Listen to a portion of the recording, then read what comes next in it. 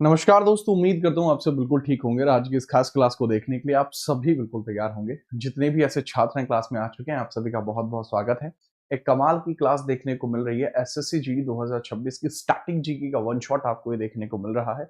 कुछ अलग ही स्तर पर ये क्लास है और कुछ अलग ही स्तर पर आप लोग हैं, तो क्लास को बहुत अच्छे ढंग से लिया जा रहा है। तो जो जो बच्चे क्लास में आए हैं आप मुझे बता दीजिए, कोई दिक्कत समस्या परेशानी है तो भी आप मुझे बता दीजिए। अन्यथा की स्थिति में इस क्लास को बेहतरीन ढंग से स्टार्ट किया जा चुका है और इसका जो समापन होगा वो भी बहुत बेहतरीन ढंग से ही होगा। तो जो जो बच्चे आए हैं वो भी बता देंगे। राम राम सरपंच साहब, ठीक है। रउआ कैसन बानी, मजा बानी, ठीक है।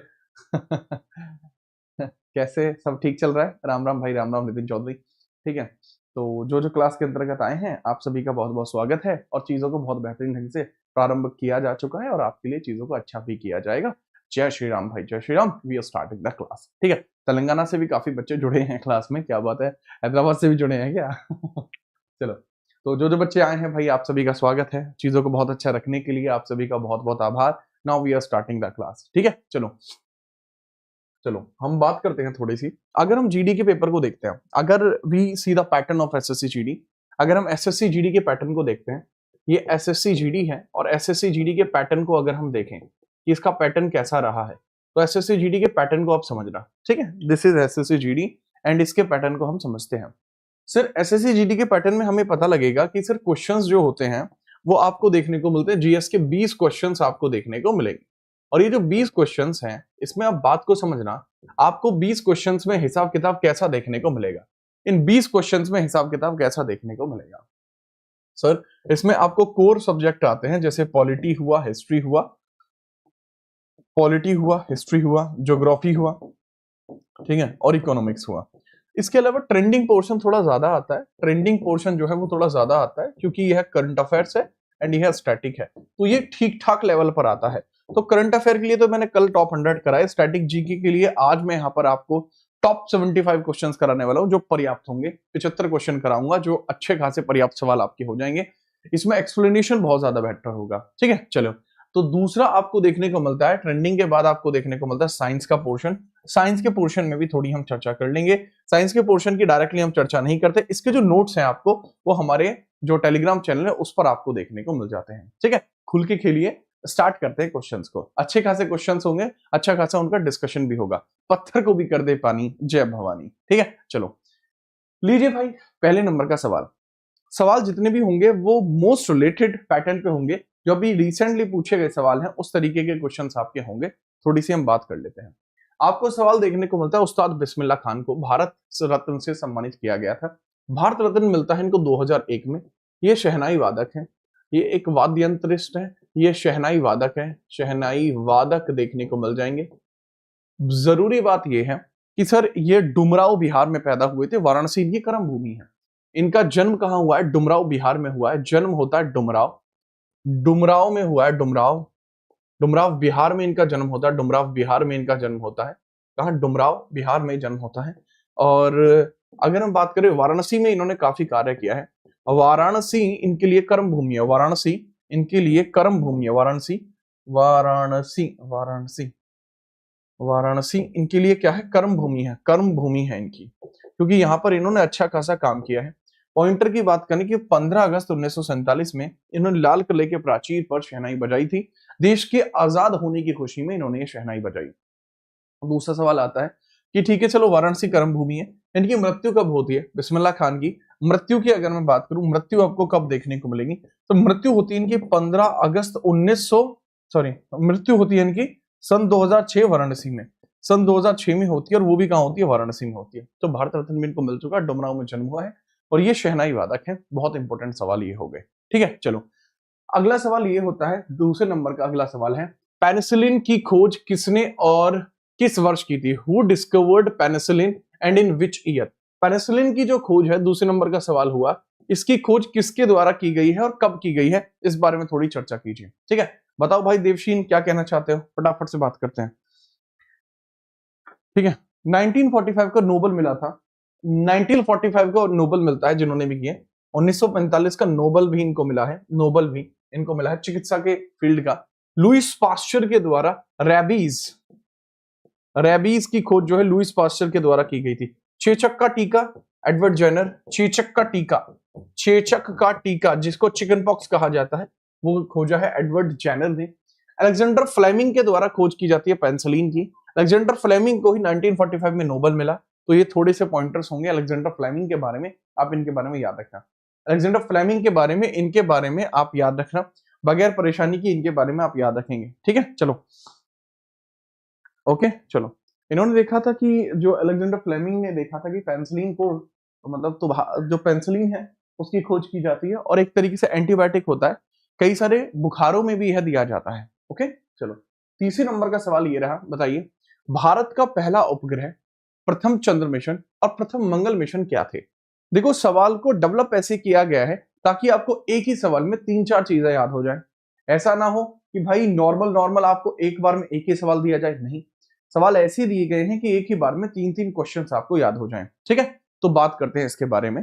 तो भाई देखो, सबसे पहले आपको देखने को मिलता है आर्यभट्ट 1975, ठीक है। चंद्रयान 2008, मंगलयान 2013। तो पहला वाला जो क्वेश्चन आप देख रहे हैं, काफी हद तक ये काफी सिमिलरिटीज आपकी दर्शाता है, ठीक है, याद रखना। अगर हम बात करते हैं चंद्रयान को किससे लॉन्च किया गया था, PSLV C11 से लॉन्च किया गया था 2008 में। किससे? PSLV C11 से इसको लॉन्च किया गया है, ठीक है। लॉन्चिंग व्हीकल इसका ये है, करेक्ट आंसर यही होगा कि आर्यभट्टा 75 में आया है, चंद्रयान 2008 में, और जो मंगलयान है ये 2013 में आया है। इन सब के बारे में आप बढ़िया तरीके से याद रखेंगे, कोई समस्या नहीं आनी चाहिए। अब यहां पर रोहिणी की बात करें, SLV 3 से लॉन्च किया गया था, 1980 में आता है। तो यह आपकी थी तो सैटेलाइट, इसको SLV 3 के द्वारा लॉन्च किया गया था। और बच्चे ऑब्वियस ही बात है, इससे पहले आर्यभट्टा सैटेलाइट आपकी जा चुकी थी, तो रोहिणी पहला नहीं हो सकता।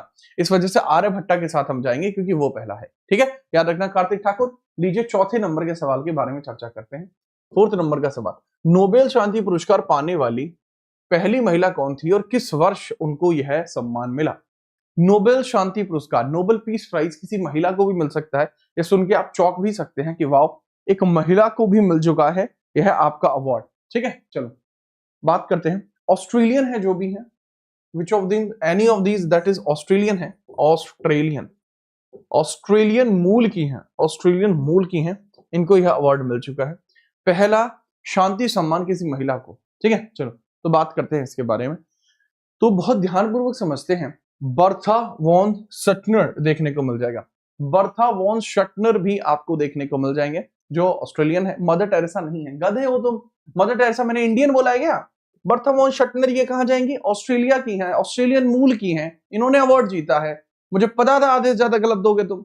अरे चाचा, मदर टेरेसा यह आपको देखने को मिलती है, इन्होंने बाद में भारत की नागरिकता इनको मिल गई थी देशीयकरण के मामले की वजह से। बट पॉइंट इसमें यही आता है कि मदर टेरेसा को अब वह चीजें नहीं है भाई। मदर टेरेसा इंडियन भले ही हो सकती हैं, ठीक है। चलो, तो ये मदर टेरेसा इंडियन भले ही हो सकती हैं, इंडियन भले ही हो सकती हैं, लेकिन ये अल्बेनियन थी, ठीक है। इस बारे में थोड़ा सा याद रखना। तो आप इसमें डायरेक्टली याद नहीं रखेंगे, ये आपकी यूरोप की हैं, यूरोप की थी लेकिन बाद में आके इंडिया में आ गई हैं। तो देशीयकरण के मामले से आप समझ सकते हैं कि मदर टेरेसा को जो नोबेल मिलता है, तो इसकी वजह से थोड़ा सा आप इसमें याद रख लेंगे, ठीक है, याद रखेंगे, कोई समस्या इसमें नहीं है। उसके बाद इनको भारत रत्न कब मिलता है? 1980 में भारत रत्न मिला देने इनको, 1980 में इनको फिर भारत रत्न भी मिला है, ठीक है। आगे हम बात करते हैं, पांचवें नंबर का सवाल आप बताएं, भारत की प्रथम महिला प्रधानमंत्री, प्रथम महिला राष्ट्रपति और प्रथम महिला लोकसभा अध्यक्ष कौन थी? ये भी अच्छा सवाल है, अच्छा कॉम्बिनेशन है, सवालों का लेवल बहुत प्यारा है। क्यों? क्योंकि इसके अंदर एक बार में 3-3 क्वेश्चन आएंगे, तो आपके दिमाग को बेहतर करेंगे, ठीक है, ताकि आपको चीजों को समझ पाए। जैसे अब ये बच्चा पूछा सर पहला पुरुष कौन था जो नोबेल शांति पुरस्कार है, नोबेल पुरस्कार 1901 से शुरू होते हैं, ठीक है। हेनरी ड्यूरेंट, हेनरी ड्यूरेंट जो था वो RDX के जन्मदाता, उनको मिला है पहला, ठीक है। उनको छोड़िए, इन बातों में कुछ नहीं रखा है, आप समझिए। भारत की पहली प्रधानमंत्री इंदिरा गांधी। अगर हम बात करते पहली महिला राष्ट्रपति प्रतिभा पाटिल, और लोकसभा की स्पीकर मीरा कुमार, पहला ही स्टेटमेंट सही है। इंदिरा गांधी 1966 में पहली PM बनी है, लेकिन विश्व में पहला जो महिला PM है वो आपकी श्रीलंका में है। विश्व में पहली महिला PM जो है वो श्रीलंका में है, ठीक है, याद रखना। प्रतिभा पाटिल अब तक की सबसे बेकार अगर राष्ट्रपति रही हैं, अगर मैं ज्यादातर पॉलिटिशियंस की मानूं तो करेक्ट आंसर भी होगा। मीरा कुमार ये वो रही हैं जिनके द्वारा लोकसभा के अंदर अध्यक्षता की गई है, ठीक है। छठा सवाल, इंसुलिन की खोज किसने और किस बीमारी के उपचार में होती है? इंसुलिन की खोज किसके द्वारा की जाती है और इंसुलिन किस बीमारी के अंदर प्रयोग में लाया जाता है? इंसुलिन के बारे में बताइए, बगैर परेशानी के इसके बारे में बताएंगे। ठीक है, चलो कमाल का सवाल हो जाएगा, बहुत ही बेहतरीन सवाल है। इंसुलिन शुगर के लिए यूज होता है। इंसुलिन जो यूज होता है वो शुगर के लिए आपका यूज होता है। ये टोरंटो यूनिवर्सिटी में पढ़ा करते थे, टोरंटो यूनिवर्सिटी में पढ़ा करते थे। नाम है इनका फ्रेडरिक बैटिंग और चार्ल्स बेस्ट। देखो जरूरी क्या है, 1921 और 22 में इनके द्वारा खोज की गई थी। स्टूडेंट कहां के थे? Student of Toronto university, student of Toronto university, Toronto university, Toronto university, university.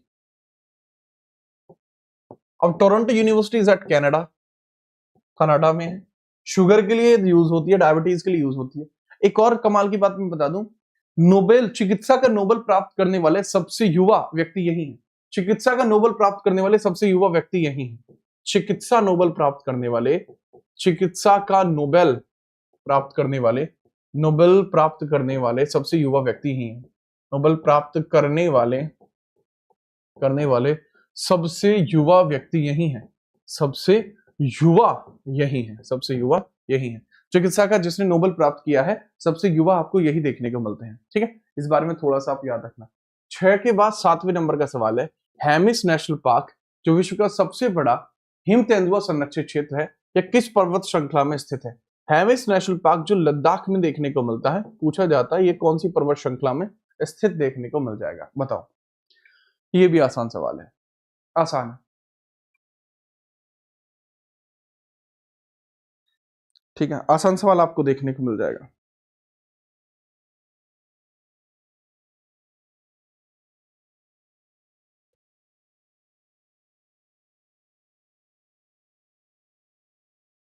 ठीक है, याद रखिएगा। चलो मैं बात करूं अगर कि हेमिस नेशनल पार्क जो विश्व का सबसे बड़ा हिम तेंदुआ संरक्षित स्थान है, इसके बारे में थोड़ा सा याद रखना। और अगर हम बात करें जो लद्दाख रेंज है और जो ईस्टर्न लद्दाख है, लद्दाख रेंज की ईस्टर्न लद्दाख, यह हिम तेंदुओं के लिए फेमस है और काफी ऊंचाई पर यह पाया जाता है, ठीक ठाक ऊंचाई पर यह पाया जाता है। अगर हम बात करें लगभग 3000 से 6000 मीटर ऊंचा यह पाया जाएगा। 3000 से लेके 6000 मीटर की ऊंचाई पर पाया जाता है। 3000 से लेके 6000 मीटर की ऊंचाई पर यह पाया जाता है। तो इसके बारे में ठीक ठाक आप याद रख लेंगे, इतनी मीटर की ऊंचाई पर पाया जाता है। यह हिमालय रीजन ही हो सकता है। देखो जो हिमालय है इसमें 4 हिस्से हैं, trans Himalaya, great Himalaya, middle Himalaya, Shivalik Himalaya. और जो ट्रांस हिमालय है उसकी भी 4 श्रृंखला है, ट्रांस हिमालय की भी। और वो 4 श्रृंखलाएं कौन कौन सी हैं सर? सबसे पहले है काराकोरम, लद्दाख, जास्कर एंड आपकी कैलाश, ये 4 श्रृंखलाएं हैं उसकी भी। आगे हम बात करते हैं 8वें नंबर का सवाल, इंदिरा सागर बांध जो मध्य प्रदेश का सबसे बड़ा जलाशय है, किस नदी पर बनाया गया? इंदिरा सागर डैम। इंदिरा सागर डैम अपने समय में काफी ज्यादा फेमस रहा है।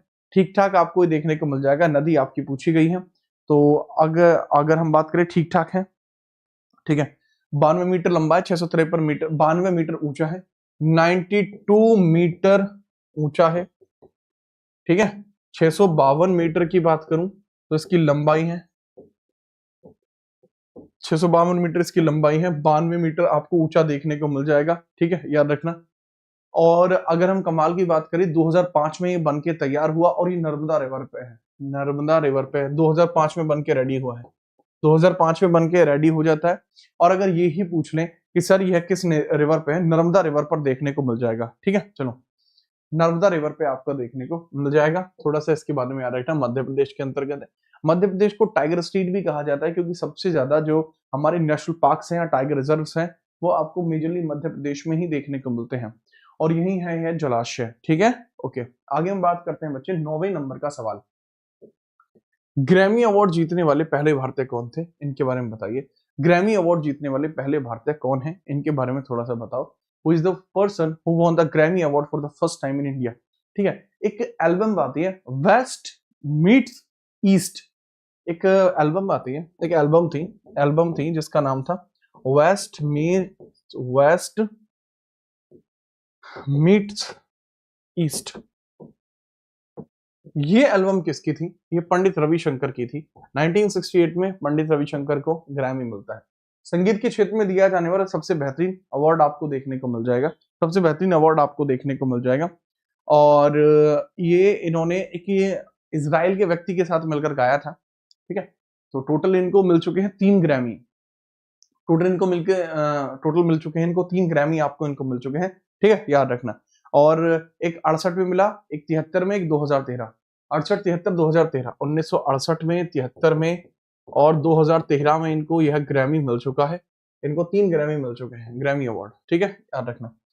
10वें नंबर का सवाल है, डुंगेश्वरी गुफा जहां गौतम बुद्ध ने ज्ञान प्राप्ति से पूर्व तपस्या की थी, यह किस पर्वत पर स्थित है? ये अच्छा सवाल आता है आपका। जो डुंगेश्वरी गुफा है, यहाँ पर भी महात्मा बुद्ध जी ने तपस्या करी है, ये कहाँ आपको देखने को मिलेगा? थोड़ा इनके बारे में बताना, ठीक है, चलो।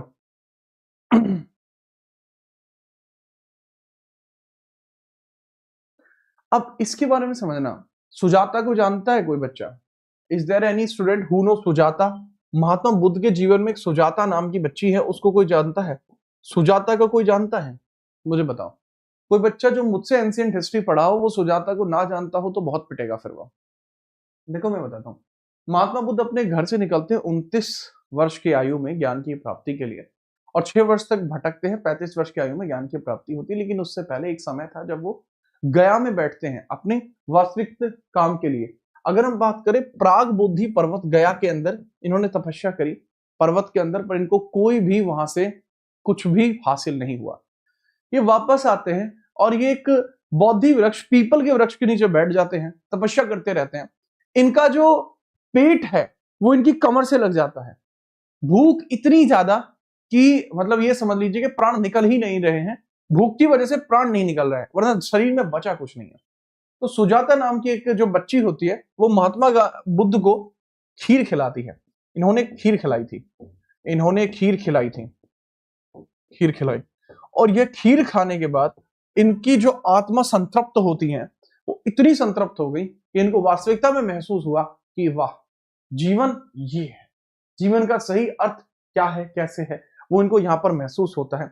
याद रखना, अगर हम बात बताएं, इन गुफाओं के अंदर ही, इन्हीं प्रागबौद्ध गुफाओं के अंदर ही सुजाता और बुद्ध जी का चित्र है। सुजाता, बुद्ध जी का चित्र भी है, और बुद्ध जी का चित्र है, जी का चित्र आपको देखने को मिलता है। एक और कमाल की बात कि सर यहाँ पर हिंदू देवताओं के भी चित्र देखने को मिलते हैं, ठीक है।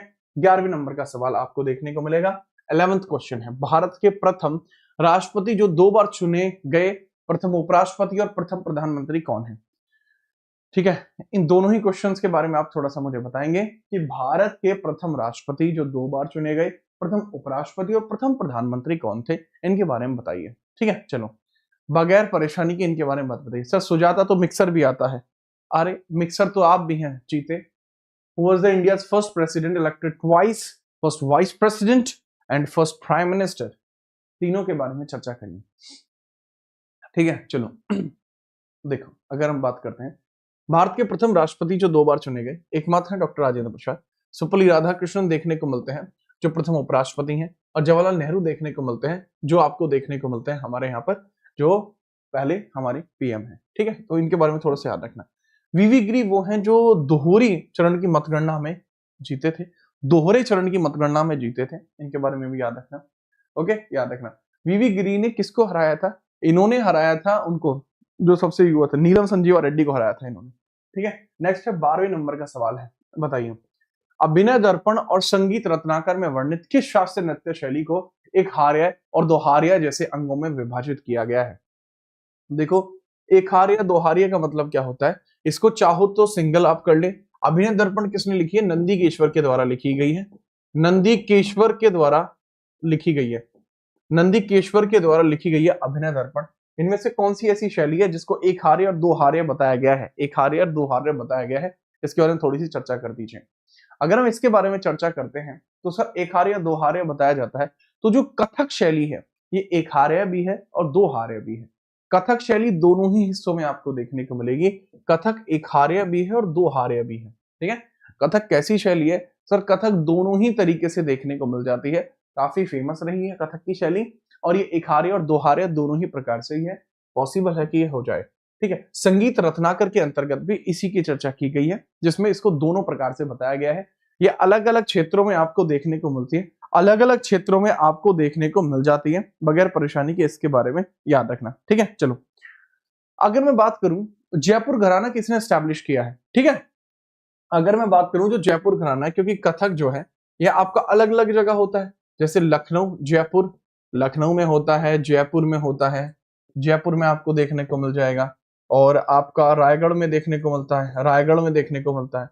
ठीक है, लखनऊ घराना, जयपुर घराना, रायगढ़ घराना। ठीक है, अब लखनऊ के साथ साथ आपको बनारस घराना भी देखने को मिलेगा और कानपुर घराना भी देखने को मिलेगा। बट पॉइंट ये आता है कि जयपुर घराना किसके द्वारा शुरू किया गया था? जयपुर घराना भानुजी महाराज ने शुरू किया था, भानुजी महाराज के द्वारा शुरू किया गया। बोलो भानुजी महाराज की जय। तो ये भानुजी महाराज के द्वारा शुरू किया गया है।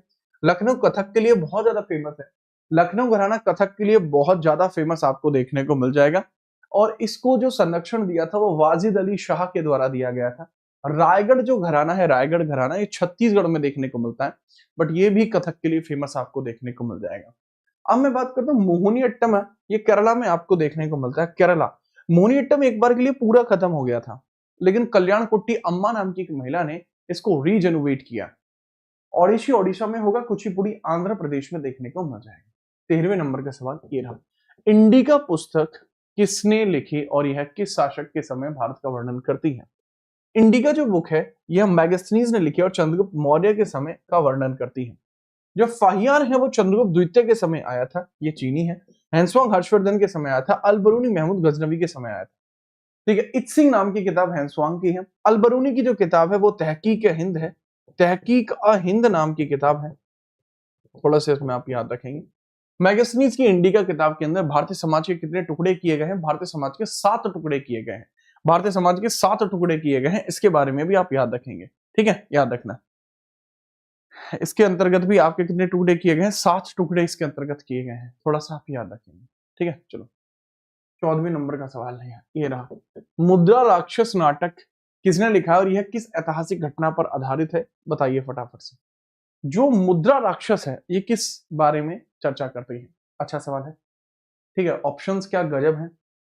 देखो ऑप्शंस इस वजह से ऐसे बताए गए हैं ताकि आपको थोड़ा सा याद रहे, और ऑप्शंस रिलेटिव ही ऑप्शंस रखे गए हैं, ऐसा नहीं कहीं से भी कोई ऑप्शन उठा दिया। सियुकी हैंसवांग। अगर हम विशाख दत्त की बात करते हैं तो चंद्रगुप्त मौर्य का सिंहासन रोहण विशाख दत्त के द्वारा लिखित मुद्रा राक्षस में आपको लिखित है। ये जो मुद्रा राक्षस है ये कब लिखी गई थी? कब लिखी गई थी मैं बता दूं, गुप्त काल में लिखी गई है, गुप्त काल में लिखी गई है। ये राइटर बड़े फेमस हैं जो विशाख दत्त है, इनके द्वारा देवी चंद्रगुप्तम भी लिखी गई है, देवी चंद्रगुप्तम भी लिखी गई है, देवी चंद्रगुप्तम भी लिखी गई है इन्हीं के द्वारा, देवी चंद्रगुप्तम भी इन्हीं के द्वारा लिखी गई है। और देवी चंद्रगुप्तम नाम की जो पुस्तक है जो इनके द्वारा ही लिखी गई है, देवी चंद्रगुप्तम। तो देवी चंद्रगुप्तम के अंदर किस चीज की चर्चा की जाती है? सर चंद्रगुप्त द्वितीय के ध्वजा, चंद्रगुप्त द्वितीय जो है ना, चंद्रगुप्त द्वितीय जो है, चंद्रगुप्त द्वितीय, इसके समय की घटनाओं का वर्णन है। चंद्रगुप्त द्वितीय ये मौर्य नहीं है, ये गुप्त है, तो ये गुप्त वंश का राजा है, गुप्त वंश का राजा है। इसके समय की घटनाओं का वर्णन आपका यहाँ पर किया गया है। करेक्ट आंसर होगा इसके अंदर विशाख दत्त। कालिदास लिखते हैं समुद्रगुप्त का शासन लिखा। देखो अगर हम बात करते हैं कालिदास, इन्होंने लिखी है मेघदूतम, मेघदूतम लिखी है जो विदर्भी रोली शैली में लिखी है, मेघदूतम इनके द्वारा लिखी गई। इसके अलावा अभिज्ञान शकुंतलम लिखी है इन्होंने, अभिज्ञान शकुंतलम देखने को मिलती है, शकुंतलम, शकुंतलम दिख रही है। रघुवंशम इनके द्वारा लिखी गई है, मालविकाग्न मित्रम लिखी गई है, रघुवंशम इन्होंने लिखी है, वंशम इन्होंने लिखी है, और मालविकाग्न मित्रम इन्होंने लिखी है। भास ने महाभाष्य लिखी है, हर्षवर्धन का उत्थान लिखा है। शूद्रक ने चंद्रगुप्त द्वितीय के समय लिखी है, शूद्रक के द्वारा कई सारी किताबें लिखी गई हैं, शूद्रक भी फेमस राइटर रहे हैं, राइट, याद रखना। बट देवी चंद्रगुप्तम विशाख दत्त की है। चंद्रगुप्त मौर्य का सिंहासन रोहण है। नंदों की एट्रोसिटीज बोला जाता है, द एट्रोसिटीज बाय द नंदात, नंदों के द्वारा जो लोगों पे अत्याचार किए गए थे उसको कहां पर उल्लेखित किया गया है?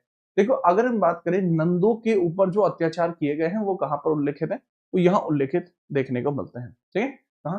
विशाख दत्त की जो है मुद्रा राक्षस में। 15वां सवाल बताइए, मध्यकालीन भारत में विकसित पिछवाई चित्रकला मुख्य रूप से किस संप्रदाय से संबंधित है और इसका प्रमुख केंद्र कौन सा था? पिछवाई जो आपको चित्रकला देखने को मिलती है किससे रिलेट करेगी और इसके बारे में थोड़ा सा बताएंगे कि पिछवाई चित्रकला आपकी रिलेट करती है तो किससे रिलेट करती है, इसके बारे में थोड़ा सा मुझे बताइए, ठीक है, याद रखना बगैर परेशानी के। मैं हिंट दे देता हूं, वल्लभाचार्य जी से संबंधित है कहीं ना कहीं, ठीक है, वल्लभाचार्य जी से यह कहीं ना कहीं संबंधित है, वल्लभाचार्य, वल्लभाचार्य जी से संबंधित है कहीं ना कहीं, वल्लभाचार्य जी से संबंधित देखने को मिल जाएंगे, वल्लभाचार्य, वल्लभाचार्य, वल्लभाचार्य जी से रिलेट आपके देखने को मिल जाएगी, कहने के रिलेटिव वल्लभाचार्य जी से ही करती है, ठीक है। चलो बगैर परेशानी की हम बात करते हैं, ठीक है। चलो नाथ द्वार में एक श्रीनाथ मंदिर देखने को मिलता है, नाथ द्वार में श्रीनाथ मंदिर देखने को मिलता है, कहा, नाथ द्वार जगह है, नाथ द्वार, नाथ द्वार में श्रीनाथ मंदिर देखने को मिलता है, श्रीनाथ मंदिर है आपका एक, नाथ द्वार में आपका एक श्रीनाथ मंदिर है जो बालकृष्ण जी के लिए है, जो कि बालकृष्ण जी के लिए देखने को मिलेगा, बालकृष्ण जी के लिए देखने को मिलेगा। नाथ द्वार इज इन राजस्थान, वहां पर सजाने के लिए जो मूर्तियां सजाई जाती हैं वो इसी श्रृंखला में सजाई जाती हैं, ठीक है। तो ये पिछवाई क्या है, एक चित्रकला है, यहां पर मूर्ति यहीं से आती है, इसी चित्रकला की बनी मूर्ति आपकी नाथ द्वार में श्रीनाथ मंदिर जो बालकृष्ण मंदिर है वहां सजाई जाती है। वल्लभाचार्य वैष्णव संप्रदाय से जुड़ते हैं और नाथ द्वार में यहाँ समझाने की कोशिश भी आपसे कर रहा था, तो अगर आप समझ पाते तो यहाँ करेक्ट आंसर भी ढूंढ पाते, बट आपने तो समझा ही नहीं है। 16वें नंबर का सवाल बताएं जरा, 16 नंबर का सवाल है, गंधर्व महाविद्यालय की स्थापना किसने की थी और यह संस्थान भारतीय शास्त्रीय संगीत की किस पद्धति को समर्पित है। गंधर्व महाविद्यालय के बारे में बात कर रहे हैं कि गंधर्व महाविद्यालय आपका किस चीज से रिलेट करता है, इसके बारे में आप थोड़ी सी चर्चा करिए, किस चीज से रिलेट करेगा, ठीक है। चलो बगैर परेशानी के याद रखते हैं सर, 1901 में, ठीक है, 1901 में स्थापना होती है, 1901 में स्थापना होती है, और यह जो गंधर्व महाविश्वविद्यालय है यह रिलेट करता है हिंदुस्तानी संगीत से, किससे, हिंदुस्तानी संगीत से रिलेट करता है, और 1901 में लाहौर में इसकी स्थापना होती है, 1901 में लाहौर में इसकी स्थापना होती है, लाहौर में, तो थोड़ा सा इसके बारे में याद रखना, लाहौर में स्थापना होती है तो थोड़ा सा इसके बारे में एग्जैक्टली याद रखना, ठीक है, एग्जैक्टली इसके बारे में याद रखिएगा। 1901 में स्थापना होती है, लाहौर में स्थापना होती है, हिंदुस्तानी संगीत आपको देखने को मिल जाएगा। पंडित विष्णु दिगंबर पुलस्कर। 17वें नंबर का सवाल बताएं, हम्पी स्मारक समूह में स्थित विठल मंदिर के संगीतमय स्तंभों में कौन सा अद्भुत वास्तुशिल्प विशेषता पाई जाती है। जो हम्पी के मॉन्यूमेंट्स आपको देखने को मिलती हैं जो कि कर्नाटका के अंदर है, जो कि कर्नाटक में आपको देखने को मिलते हैं, कर्नाटका में है, कर्नाटका में आपको देखने को मिलते हैं, इसके अंदर एक बड़ी ही फेमस विशेषता पाई जाती है, इसके बारे में बात बताते हैं।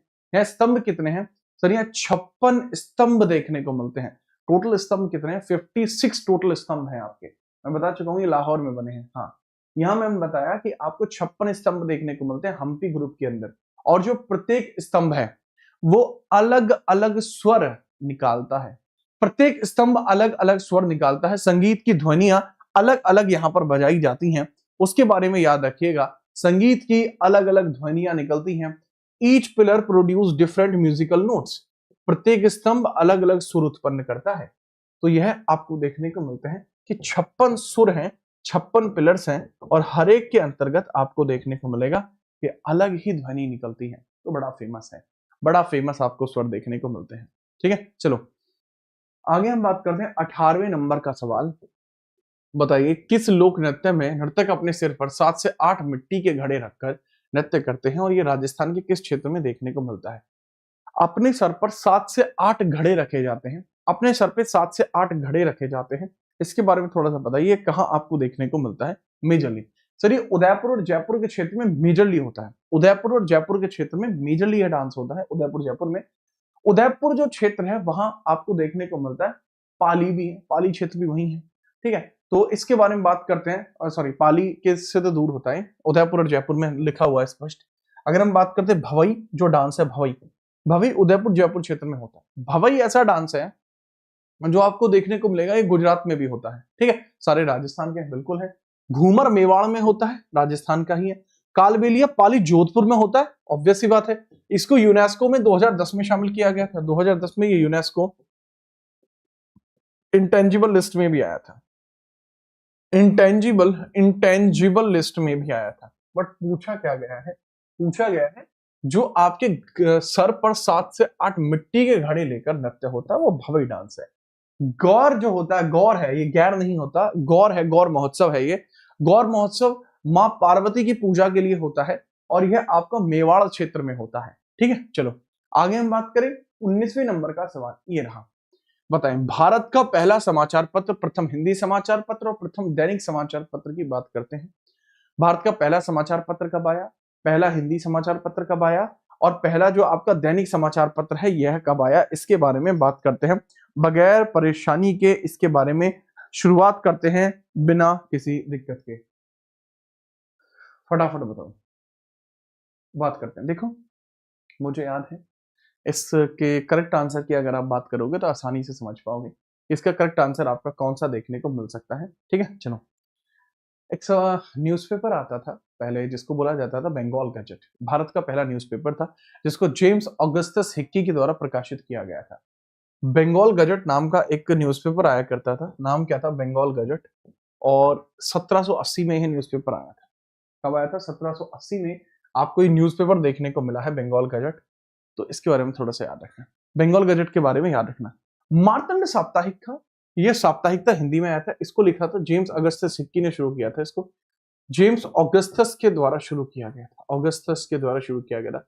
उदंत मार्तंड जो था यह नंद किशोर ने शुरू किया था, नंद किशोर ने शुरू किया था। और यह साप्ताहिक हिंदी में था, ये हिंदी में था और साप्ताहिक था, वीकली था। बॉम्बे हेराल्ड 1789 ये डेली बेस्ड न्यूज़पेपर था, बॉम्बे हेराल्ड। ठीक है, याद रखना। तो थोड़ा सा आपको तो पॉइंटर याद रखना होगा कि सारे सही हैं। टाइम्स ऑफ इंडिया ग्रुप के द्वारा स्टार्ट हुआ था, बहुत बाद में हुआ है। ठीक है, तो बस सिंपल है कि पहला आंसर इसमें सही होगा।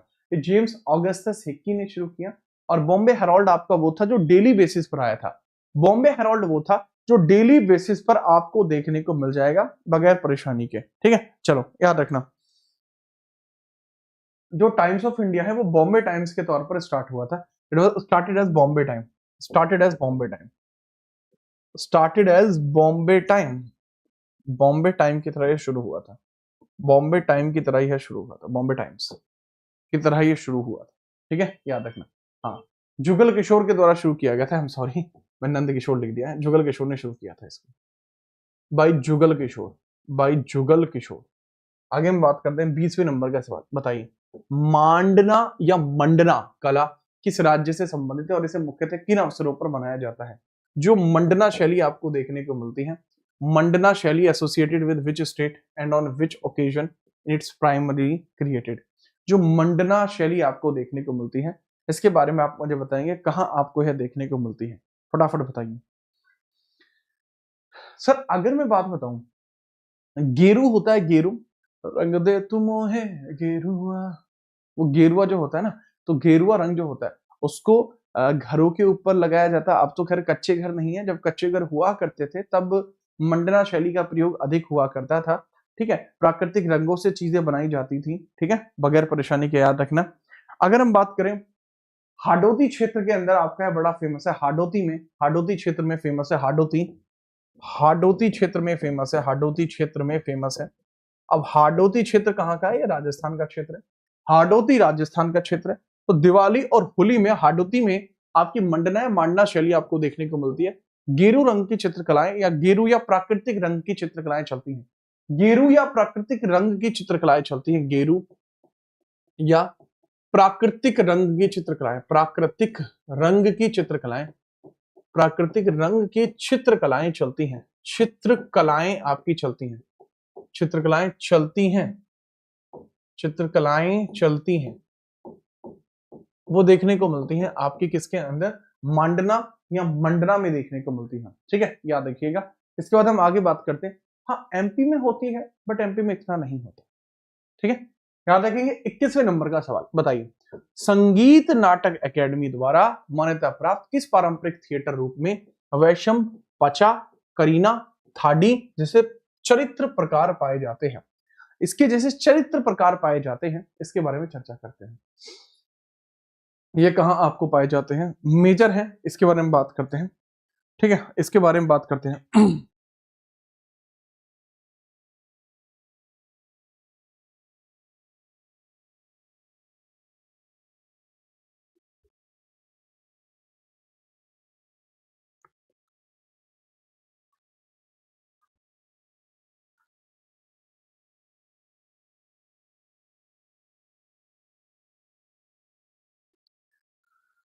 ठीक है चलो, हाँ इधर भी होता है कभी कभी। ओके, हम बात करते हैं पहले वैशम, पचा, करी और थाडी।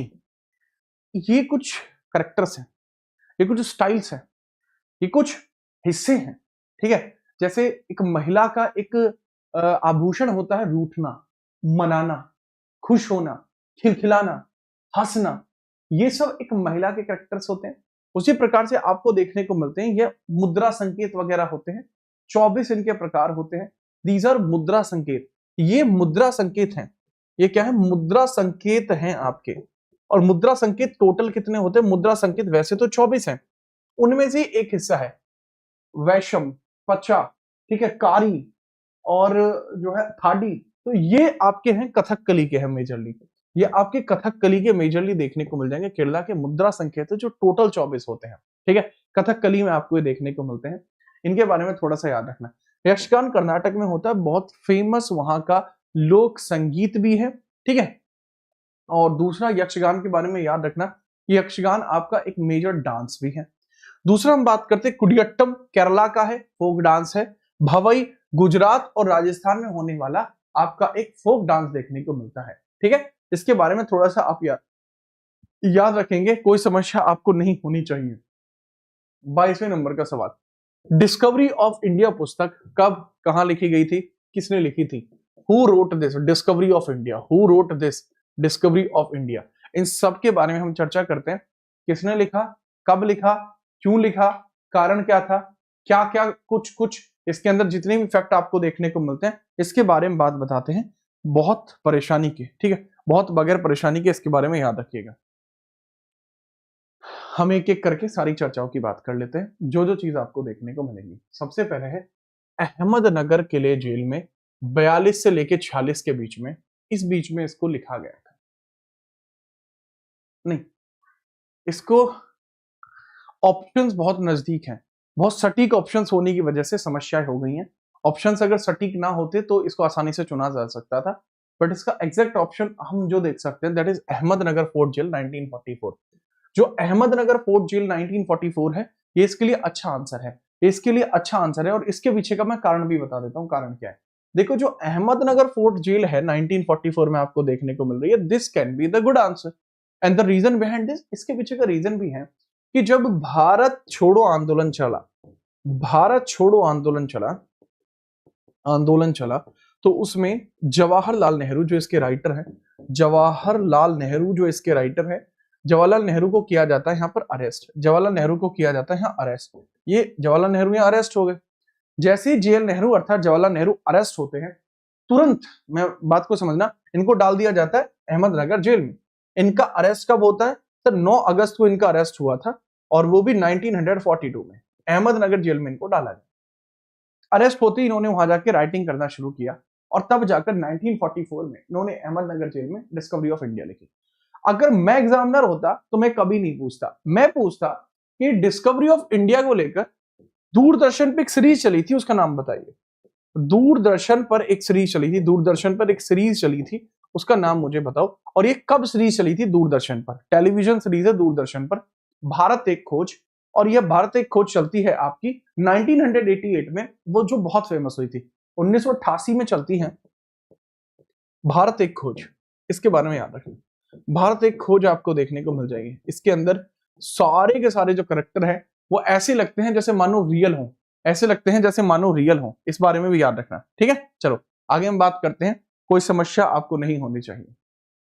23वें नंबर का सवाल है, माई एक्सपेरिमेंट विद ट्रुथ, सत्य के साथ मेरे प्रयोग, किसकी आत्मकथा है? इसके बारे में बताओ। माई एक्सपेरिमेंट विद ट्रुथ अंग्रेजी भाषा में लिखी गई किताब है, अंग्रेजी भाषा में लिखी गई किताब है, इसके बारे में थोड़ा सा बताएंगे बगैर परेशानी के, ठीक है। चलो देखो, किसी को इसके बारे में पता ही नहीं है कि गांधी जी ने ये किताब एक बार में नहीं लिखी, ठीक है। चलो, ये किसी को इस बारे में पता ही नहीं है कि गांधी जी ने ये किताब एक बार में लिखी ही नहीं। गांधी जी की एक पत्रिका चला करती थी नवजीवन, गांधी जी की एक पत्रिका चला करती थी नवजीवन, जो 1925 से लेके 1929 के बीच में आई है। करेक्ट आंसर तो महात्मा गांधी है ऑब्वियसली। एक इनकी पत्रिका चला करती थी, इनकी पत्रिका थी नवजीवन, पत्रिका का नाम था नवजीवन। 25 से लेकर 29 के बीच में रही है। तो गांधी जी ने क्या किया था, इस पत्रिका में साप्ताहिक तौर पर, धारावाहिक तौर पर चीजों को प्रकाशित किया है। ठीक है, चलो इसी चीज को आगे चलकर कंपाइल किया गया और 1928 और 29 के बीच में इसको स्टार्ट कर दिया गया। 1928 और 29 के बीच में इसको कंपाइल करके माय एक्सपेरिमेंट विद ट्रुथ बना दिया गया, जो गांधी जी के द्वारा था। ठीक है, इसके बारे में थोड़ा याद रखना। अभिषेक चौहान, जो बच्चा क्लास में कमेंट कर रहा है इंग्लिश में पीडीएफ नहीं है क्या बैच में, वो जल्दी ही अपलोड हो जाएगी। ठीक है, आगे हम बात करते हैं। अगला सवाल ये रहा, रंगमला चित्रकला। जो रंगमला चित्रकला आपको देखने को मिलती है, एक ट्रेडिशनल चित्रकला है। कौन सा राग इसमें डिपिक्टेड किया गया? वॉरियर वुमेन को लेकर गोइंग टू द बैटलफील्ड। आपको रंगमाला चित्रकला देखने को मिलती है, एक पारंपरिक चित्रकला है। रंगमाला चित्रकला है, एक पारंपरिक चित्रकला देखने को मिलती है। इस चित्रकला को प्रदर्शित किया जाता है, तो इसमें लड़ने के लिए जाती हुई जो महिला है उनका चित्रण कहां पर किया गया है? फटाफट इनके बारे में थोड़ा सा बताएंगे, क्या इनके अंतर्गत देखने को मिल जाएगा। ठीक है, चलो राग भैरवी रूप है। ये रूप कौन से? राग भैरवी रूप देखने को मिल जाएंगे। राग भैरवी रूप में प्रदर्शन होता है, राग भैरवी रूप में प्रदर्शन होता है। राग भैरवी के रहने देना, राग भैरवी रहने देना, गलत हो जाएगा। राग भैरवी गलत हो जाएगा। ठीक है, याद रखना। राग भैरवी कौन है? एक ऐसी महिला है राग भैरवी। राग भैरवी एक ऐसी महिला है जो साधु संतों से घिरी हुई है। साधु संतों से घिरी हुई महिला है राग भैरवी। ठीक है, तो याद रखना, राग भैरवी वो है साधु संतों से घिरी हुई महिला है, साधु संतों से घिरी हुई योद्धा है, साधु संतों से घिरी है। साधु संतों से घिरी हुई महिला, साधु संतों से घिरी हुई महिला आपको देखने को मिलेंगी। घिरी हुई महिला आपको देखने को मिल जाएंगी, जिनका नाम है राग भैरवी। राग तोंडी आपको देखने को मिल जाएगी। राग तोंडी आपको देखने को मिल जाएंगी, जो युद्ध के लिए जाती हुई एक महिला है। एक सवाल पूछा जाता है इसी से संबंधित कि थोड़ा सा इसके बारे में हमें ये बता दीजिए, राग तोड़ी के बारे में, कि राग तोड़ी के बारे में एक बहुत इंपॉर्टेंट पॉइंट आएगा कि फटाफट इनके बारे में बताओ कि सर जो राग तोड़ी है, जो राग तोड़ी आपको देखने को मिलती है, ये क्या है? ये युद्ध के लिए जाती हुई महिला है, जो राजस्थान और एमपी के क्षेत्र में बहुत ज्यादा फेमस चित्रकलाओं में से एक है। यहाँ बहुत ज्यादा फेमस चित्रकलाओं में से एक आपको ये देखने को मिल जाती है। इनके बारे में थोड़ा सा याद रखना। ठीक है, चलो आगे हम बात करते हैं। अगला सवाल 26वें नंबर। डिब्रू साइखोवा राष्ट्रीय उद्यान, जो जंगली घोड़ों फेरल हॉर्स के लिए प्रसिद्ध है, किन दो नदियों के संगम क्षेत्र में स्थित देखने को मिलता है? Dibru Saikhowa national park famous for the Feral horses, जंगली घोड़े जो होते हैं फेरल हॉर्सेस उनको कहा जाता है, इसके लिए प्रसिद्ध है। किन दो नदियों के संगम क्षेत्र में आपको देखने को मिलता है? दो रिवर्स का संगम है, वहीं पर आपको देखने को मिलता है। तो इसके बारे में थोड़ा सा बताएंगे, किस रिवर में आपको देखने को मिलेगा?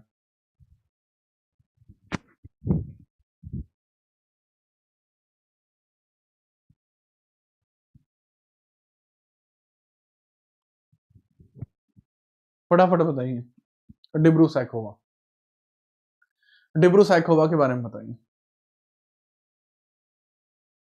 चलो अभय तिवारी, देखो बात करते हैं डिब्रू साइखोवा के बीच में ये किस रिवर पर आपको देखने को मिलता है। एग्जैक्ट आंसर की हम बात करेंगे कि किस नदी पर आपको देखने को मिलेगा डिब्रू साइखोवा। एक सेकंड बच्चे, एक मिनट रुकना बच्चे।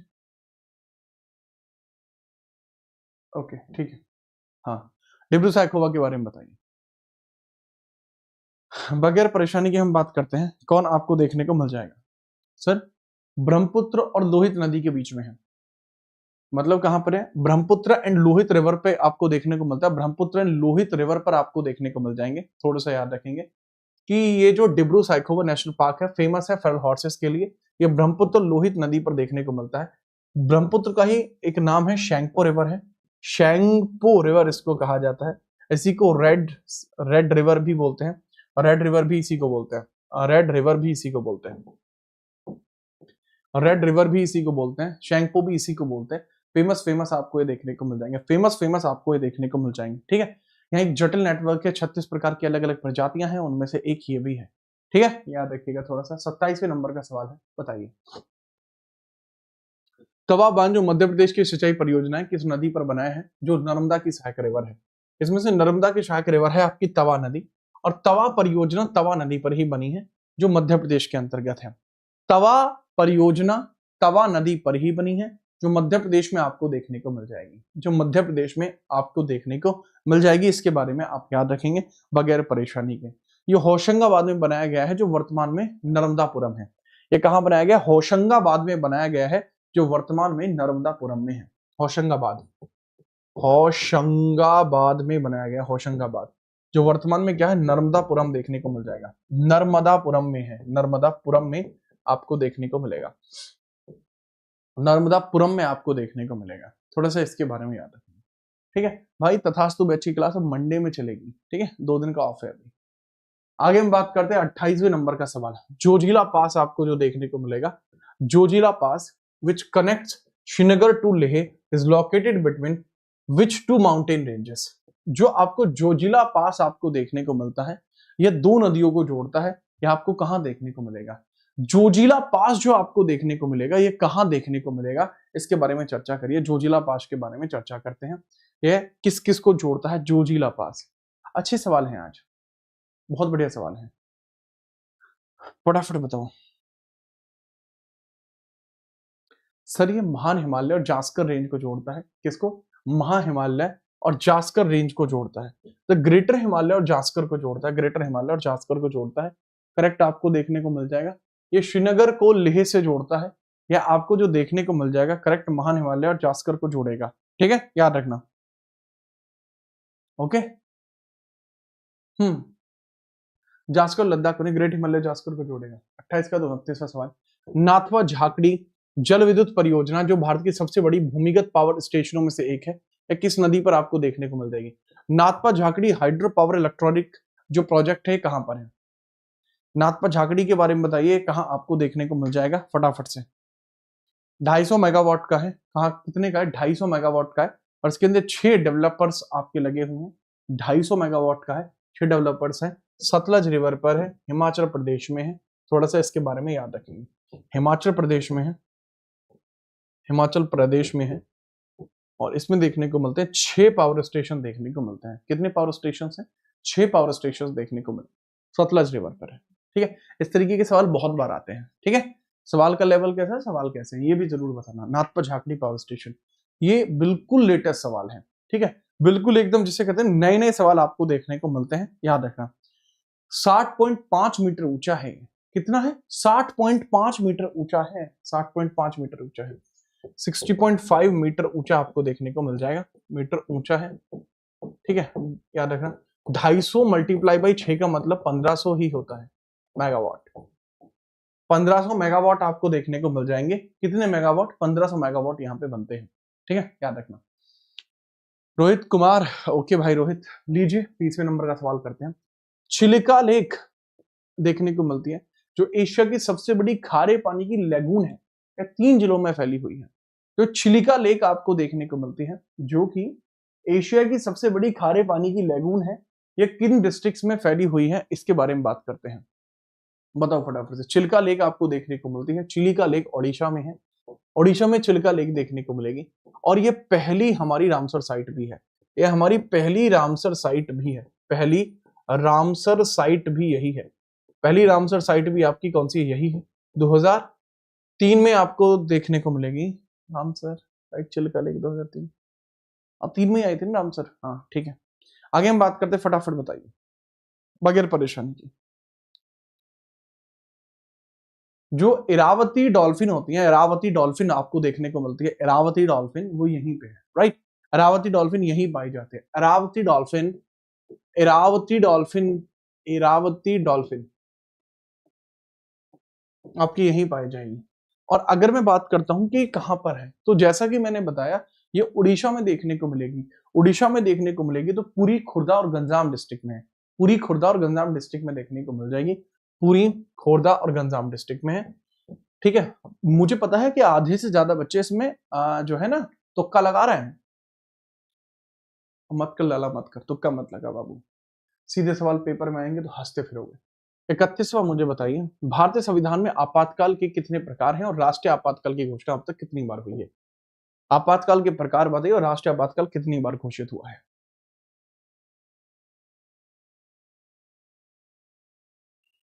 देखो, अगर पॉलिटी की मैं बात करूं, ठीक है, पॉलिटी की अगर मैं बात करूं तो वह प्राइम ही है, ठीक है। और मेरे होते हुए पॉलिटी में आपको कोई समस्या कभी नहीं होगी आजीवन काल तक। करेक्ट आंसर की बात करते हैं। अगर मैं बात करूं भारतीय संविधान में आपातकाल 3 प्रकार का है और यह आपातकाल देखने को मिलता है 352, 356 और 360। यह आपको कैसे कैसे हैं सर? 352 है राष्ट्रीय आपातकाल, 356 है राष्ट्रपति शासन और 360 है वित्तीय आपातकाल। यह 3 आपको देखने को मिले जी सर। अब 3 बार इसकी घोषणा हो चुकी है। पहले इंडो चाइना वॉर के दौरान 3 बार ही इसकी घोषणा हो चुकी है। कब कब हुई है? इंडो चाइना वॉर के दौरान हुई थी, इंडो चाइना वॉर के दौरान हुई थी, इंडो चाइना वॉर के दौरान हुई, इंडो चाइना वॉर के दौरान हुई, ठीक। इसके बाद इंडो पाक वॉर के दौरान हुई थी, इंडो पाक वॉर के दौरान हुई थी, और तीसरी इंटरनल डिस्टर्बेंस से हुई थी। 62 से 68 चली, अगली 1975 में शुरू हुई पर वो कभी खत्म नहीं की गई। इसके बाद 1971 में शुरू हुई पर वो कभी खत्म नहीं की गई, कभी खत्म नहीं की गई, और तीसरी 1975 में शुरू होती है। और इसके पीछे का कारण क्या था कि इसको क्यों शुरू किया जा रहा है? इंटरनल डिस्टर्बेंस के चलते इसको शुरू किया गया था पर उसको कभी खत्म नहीं किया गया। ठीक है, याद रखना। एक बच्चे के द्वारा यहाँ पर रुपए भी भेजे गए हैं शायद से, पर दिखाई नहीं दिया। उससे पहले मैं मुड़ा, उससे पहले वो वापस चले गए। किसने भेजे थे भाई? तो करेक्ट आंसर मैंने आपको बताया कि भाई 3 प्रकार 3 बार। करेक्ट आंसर ये होगा। ठीक है, याद रखिएगा।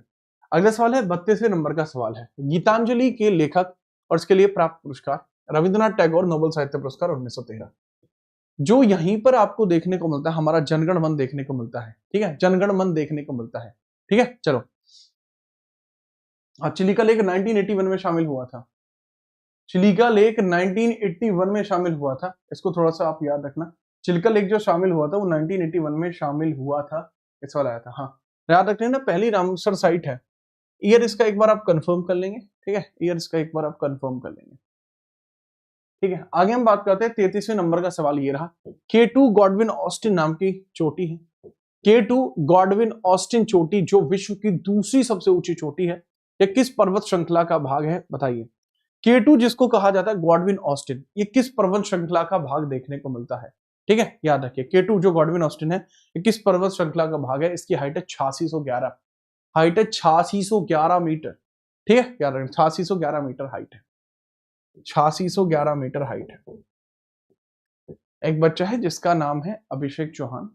ठीक है, चलो बेटा, अगर आपने वो लिया था, आपने, मैं क्या बोलूं बेटा अब आपसे, मैं एक बार इस पे जवाब दे चुका हूं। आप चाहते हो मैं बार बार इसी बात पे बोलता रहूं? पढ़ने पे ध्यान दे लो। पढ़ने वाले छात्र हो तो पढ़ने वाले छात्रों की तरह आप अपनी हरकत भी तो करिए। क्या फायदा अगर अच्छे कपड़े पहनकर आपको लगना छपरी ही है? तो गलत चीज है ना बेटा ये, समझो बात को। अगर हम बात करते हैं हिमालय की एक श्रृंखला है, जो ग्रेट हिमालय है, इसके अंदर माउंट एवरेस्ट भी है, K2 गॉडविन ऑस्टिन है, इसको किशन गंगा भी कहा जाता है। कई स्थानों पर इसको किशन गंगा के तौर पर भी जाना गया है। ठीक है, इसको 7 माउंटेन भी कहा जाता है क्योंकि इस पर चढ़ना एवरेस्ट से भी अधिक खतरनाक माना जाता है। That is known as savage mountain. ठीक है, चलिए दिस इज सैवेज माउंटेन क्योंकि इस पर चढ़ना बहुत मुश्किल है। लेकिन जो आपको देखने को मिलता है कैलाश, वहां तो चढ़ना बिल्कुल एकदम असंभव ही है। तो इसके बारे में आप थोड़ा सा याद रखना, कोई समस्या इसके अंदर नहीं होनी चाहिए। ठीक है, चलो। अगर हम बात करते हैं, जब हम काराकोरम को ढूंढ रहे थे या काराकोरम को जब हम डिस्कवर कर रहे थे, किसको? काराकोरम को डिस्कवर कर रहे थे, तो उसमें दूसरे नंबर की जो चोटी थी वो यही मिली थी। ठीक है, ये काराकोरम का ही भाग है। कारम को सॉरी, इसका करेक्ट आंसर काराकोरम होगा, हिमालय नहीं होगा, काराकोरम होगा। काराकोरम, जब हम काराकोरम को ढूंढ रहे थे तो इसमें यह दूसरे नंबर पर मिली थी, सेकंड पर मिली थी, सेकंड पर मिली थी। तो सेकंड पर मिली थी तो करेक्ट आंसर काराकोरम। अच्छा, अब इसमें बच्चे समझे ही सर ने तो गलत बता दिया, गलत बता दिया, सर ने तो यही बता दिया। बेटा हिमालय का भी भाग है बट काराकोरम ज्यादा अच्छा है क्योंकि हिमालय के 4 हिस्से हैं, ट्रांस, ग्रेट, मिडल, शिवालिक।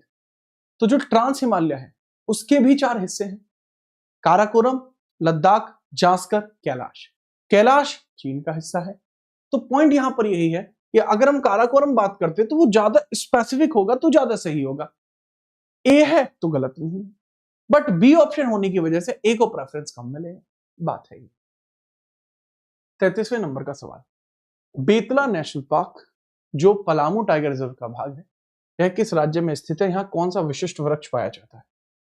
जो पलामू टाइगर रिजर्व है इसके बारे में बात करते हैं फटाफट से। कहां कहां क्या क्या पाया जाता है? ठीक है, फटाफट देखो। एक कोयल सी तेरी बोली, आरंगा और कोयल, दो चीजें हैं, कोयल और आरंगा। एक है कोयल और एक है आरंगा। दीज बोथ आर रिवर्स, कोयल भी रिवर है, आरंगा भी रिवर है। ये दोनों ही रिवर्स आपको देखने को मिल जाएंगी, आरंगा भी और कोयल भी। ये क्या है? नदियां हैं, दोनों ही नदियां हैं, कोयल और आरंगा दोनों ही नदियां आपको देखने को मिल जाएंगी। ठीक है, याद रखना। अगर हम बात करते हैं, बाघ, हाथी, हिरन, ये सब पाए जाते हैं, और ये सब के सब कहां पाए जाते हैं? तो these all found in Jharkhand. Jharkhand के अंदर ही शाल का वृक्ष ऐसा है जो पलामू टाइगर रिजर्व के अंदर मेजर पाया जाता है। कोयल और आरंगा रिवर्स हैं जो इससे होके निकलती हैं। ये यहीं से बोतल भर के निकलती हैं, बेतला से, बेतला से बोतल भर के निकलती हैं। इनके बारे में थोड़ा सा आप याद रखना, भूलना आपको है नहीं, भूलना आपको है नहीं। ठीक है, याद रखना, बगैर परेशानी के, भूलना आपको है नहीं, इनके बारे में थोड़ा सा याद रखना। बगैर परेशानी के आपको यहां देखना पड़ेगा। एक बच्चे के द्वारा सोलफुली क्रिएशन के द्वारा 100 रुपए का महान चंदा घोषित कर दिया गया है। ये ले, हटो बचो। ठीक है, याद रखिए, आपको किसी को भी ऐसे डालने की जरूरत नहीं है, मान जाओ, ध्यान दे लो, पढ़ लो। ठीक है, पता लग रही है कि रोज डे के चक्कर में आप बेदमादम पैसे न्यौछावर करे जा रहे हैं, ऐसा मत करो, मान जाओ। आगे हम बात करते हैं, 34वें नंबर का सवाल है। अगला सवाल ये रहा, अंतरराष्ट्रीय श्रम संगठन आईएलओ की स्थापना किस संधि के तहत हुई थी और इसका मुख्यालय कहां पर है?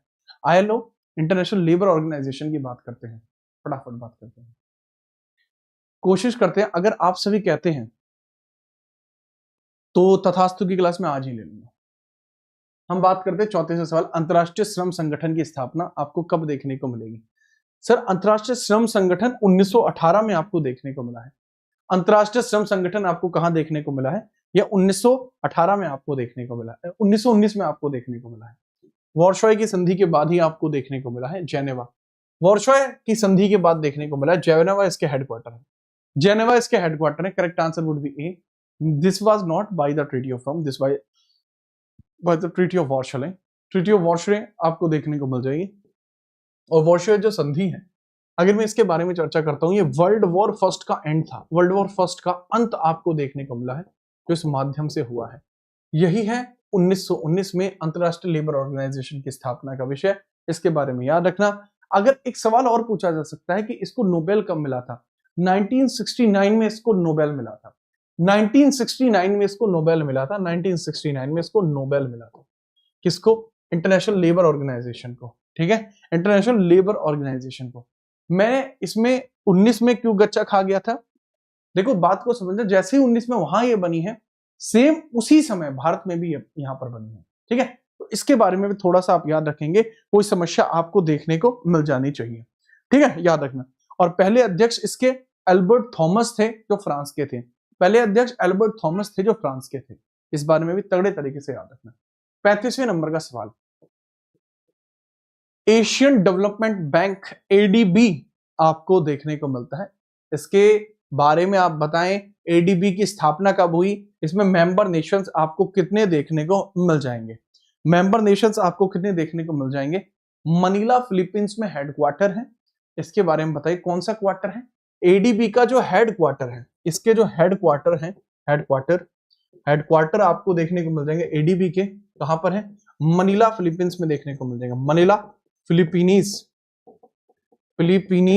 में देखने को मिल जाएगा। मनीला फिलीपीनीज में आपको देखने को मिल जाएंगे इसके हेडक्वार्टर। मनीला फिलीपीनीज में इसके हेडक्वार्टर्स हैं। पूछा जा सकता है आपसे कि फटाफट बताइए कि एशियन डेवलपमेंट बैंक जो है एस्टैब्लिश होता है, इसके अंदर कितने मेंबर आपको देखने को मिले हैं? तो एशियन डेवलपमेंट बैंक के बारे में अगर हम बात करें तो यह 1966 में बनता है। 1966 में बनता है, 31 मेंबर्स हैं। 1966 में बनता, 31 मेंबर्स आपको देखने को मिलेंगे। करेक्ट आंसर वुड बी ए। ठीक है, याद रखना, कोई समस्या इसके अंतर्गत नहीं होनी चाहिए। लेकिन पॉइंट आता, वर्तमान में कितने सदस्य हैं? 68 सदस्य वर्तमान में हैं। वर्तमान में 68 सदस्य, शुरुआत में 31 थे। वर्तमान में कितने? 68 सदस्य हैं। वर्तमान में 68 सदस्य हैं, 68 है। जो बच्चा कह रहे हैं कि सर क्या ये पीवाईक्यूएस है? पीवाईक्यूएस में ऐसे सवाल आते भी हैं चाचा? ये पहली बार इस तरीके का कॉन्सेप्ट मैं इंट्रोड्यूस कर रहा हूं, हद होती है किसी चीज की। 36वें नंबर का सवाल ये रहा, विश्व बौद्धिक संपदा सूचकांक वीपो कि जो विशेष एजेंसी कब बना और इसका मुख्यालय कहां पर है। मैं आपको दोबारा से बता देना चाहूंगा, ये जो सवाल है ये PYQS नहीं है, ठीक है, चलो याद रखना। दूसरा पॉइंट इसमें ये भी समझना कि बच्चे ये सवाल हमारे द्वारा डेवलप किए गए आप लोगों के लिए, ताकि मैं अच्छे क्वेश्चन आपके लिए डेवलप कर पाऊं। हमें समय लगता है इन सब चीजों को करने में, ठीक है, कॉपी पेस्ट हमें करना नहीं होता, नए क्वेश्चंस को करना है, ठीक है, याद रखना, ठीक है, याद रखिएगा चीजों को, नोट करिए।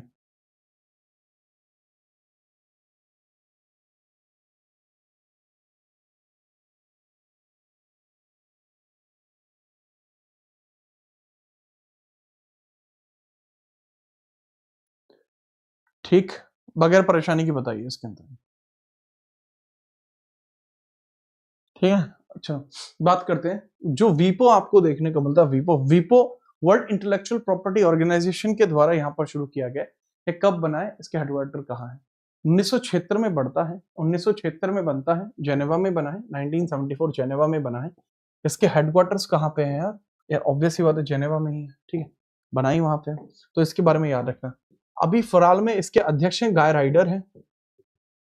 इसके अध्यक्ष के बारे में भी अगर चर्चा करें कि सर वीपो के बारे में थोड़ा सा बता दीजिए, वर्ल्ड इंटेलेक्चुअल प्रॉपर्टी ऑर्गेनाइजेशन के बारे में आप थोड़ा सा बता दीजिए, इसके लिए कौन कौन सी संधि आपको देखने को मिली है, ठीक है। चलो बात करते हैं पेरिस कन्वेंशन और बर्न कन्वेंशन। पेरिस कन्वेंशन और बर्न कन्वेंशन की आउटपुट यही है, पेरिस कन्वेंशन और बर्न कन्वेंशन।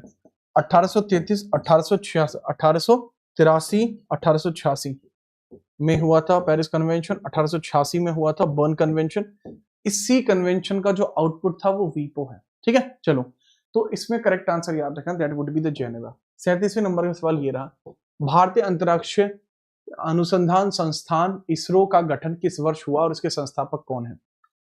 इसरो के गठन के बारे में बात की जाती है, इसरो के गठन के बारे में चर्चा की जा रही है, तो इसरो के गठन के बारे में बताइए, कौन इसके अध्यक्ष हैं और इसकी एस्टैब्लिशमेंट कब होती है? 15 अगस्त 1969 में इसकी स्थापना होती है, 15 अगस्त 1969 में इसकी स्थापना होती है, और इसके जो अध्यक्ष हैं वो आपकी होमी भाभा जहांगीर देखने को मिलेंगे। होमी भाभा जहांगीर आपको देखने को मिलेंगे, हैं? अबे नहीं रहे हैं, होमी भाभा जहांगीर नहीं है, वो डॉक्टर विक्रम साराभाई हैं, 1969 में 15 अगस्त में, that is Vikram Sarabhai, not Homi Bhabha Jahangir.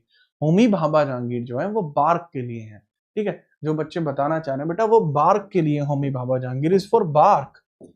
Bhabha atomic research centre जो है बॉम्बे वाला, बॉम्बे, वो बच्चे जो है वो बार्क के लिए। अरे मैं आप लोगों के ऑप्शंस की वजह से बता रहा, ठीक है। चलो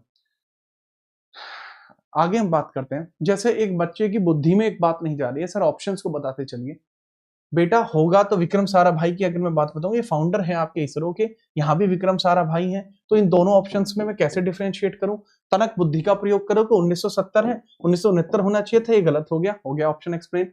doctor APJ Abdul Kalam, wings of fire इनके द्वारा किताब लिखी गई है, इंडोमिटेबल स्पिरिट इनके द्वारा लिखी गई है, भारत के राष्ट्रपति रहे हैं, ठीक है, मिसाइल मैन ऑफ इंडिया भी इन्हीं को कहा जाता है, ठीक है बच्चे, थोड़ा सा याद रखना इनके बारे में भी। ओके ओके, आगे हम बात करते हैं। 38वें नंबर का सवाल ये रहा, पूछा गया है कि भैया जो सेबी की स्थापना होती है 1988 में, लेकिन ये नेशनलाइज होती है बाद में, 1988 में एस्टैब्लिश होगी। एस्टैब्लिश कब होगी? 1988 में ये एस्टैब्लिश आपकी हो जाती है। लेकिन अगर आपसे पूछा जाए कि भैया ये एक वैधानिक निकाय कब बनता है और इसके लिए समिति कौन सी है, समिति की बात करते हैं। सर इसके लिए आती है महासिमन Narasimhan committee, M Narasimhan committee आपको देखने को मिलती है। और सेबी एक स्टैचुरी निकाय कब बना? यह वैधानिक निकाय कब बना? यह वैधानिक निकाय कब बना? निकाय कब बना? निकाय कब बना पूछा जाता है। वैधानिक निकाय कब बना का मतलब है स्टैचुरी बॉडी कब बना। स्टैचुरी बॉडी कब बनता है इसके बारे में बताइए। वैधानिक निकाय है आपका कब बनता है, ये भी आपसे बार बार पूछा जाएगा कि स्टैचुरी बॉडी कब बना है। तो करेक्टली आप आंसर करेंगे कि सर इसके लिए जो सेबी एक्ट आता है, security and exchange board of India act जो आता है वो आता है 1992 में, तो सेबी बनता है 1992 में। सेबी कब बनता है? सेबी बनता है 1992 में। तो करेक्ट आंसर जो देखने को मिलेगा एम नरसिम्हन समिति देखने को मिलेगा। सेबी एक्ट आता 1992 में। तुहिन कांता पांडे इसके वर्तमान में अध्यक्ष है।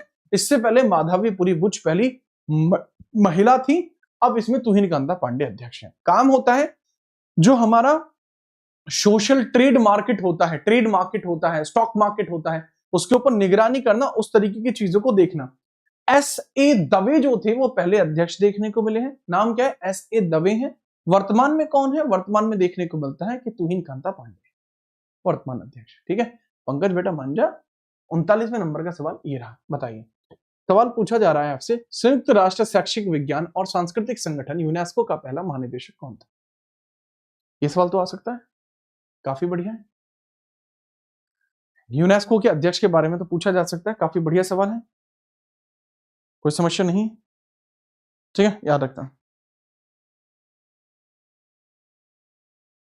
देखो यूनेस्को 1945 में बना। वर्तमान में अगर ये यूनेस्को कब बनता है, सो करेक्ट आंसर इसका Julian Huxley, United kingdom.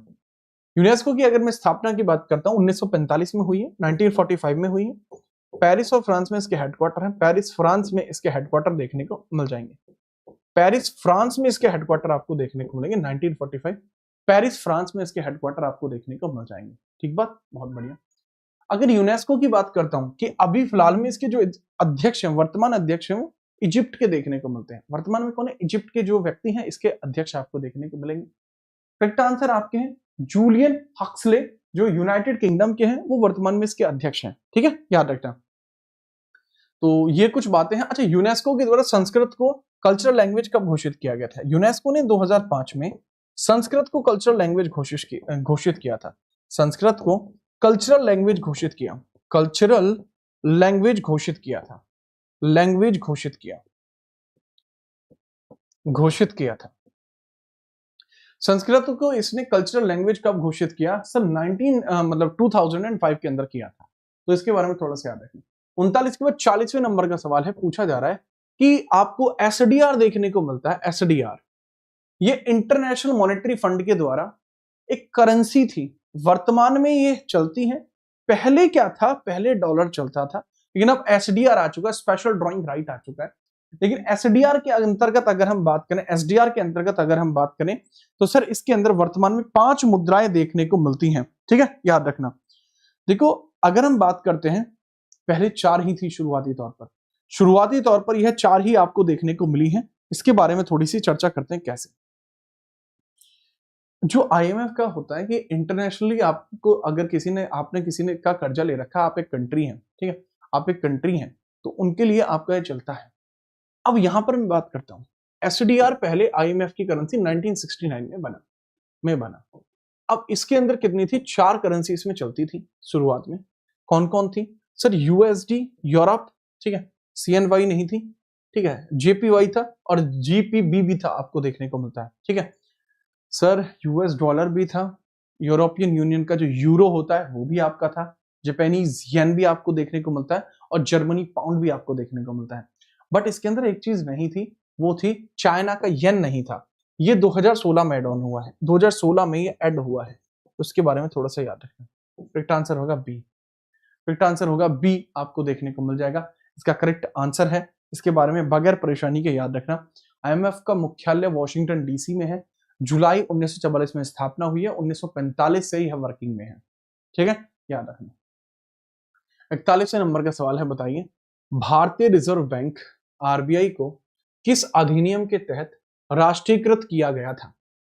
RBI को किस एक्ट के तहत नेशनलाइज किया गया? बताइए। आरबीआई एक्ट 1947 नहीं, आरबीआई एक्ट जो है 1948 का है, या बैंकिंग करप्शन एक्ट आपको देखने को मिलेगा।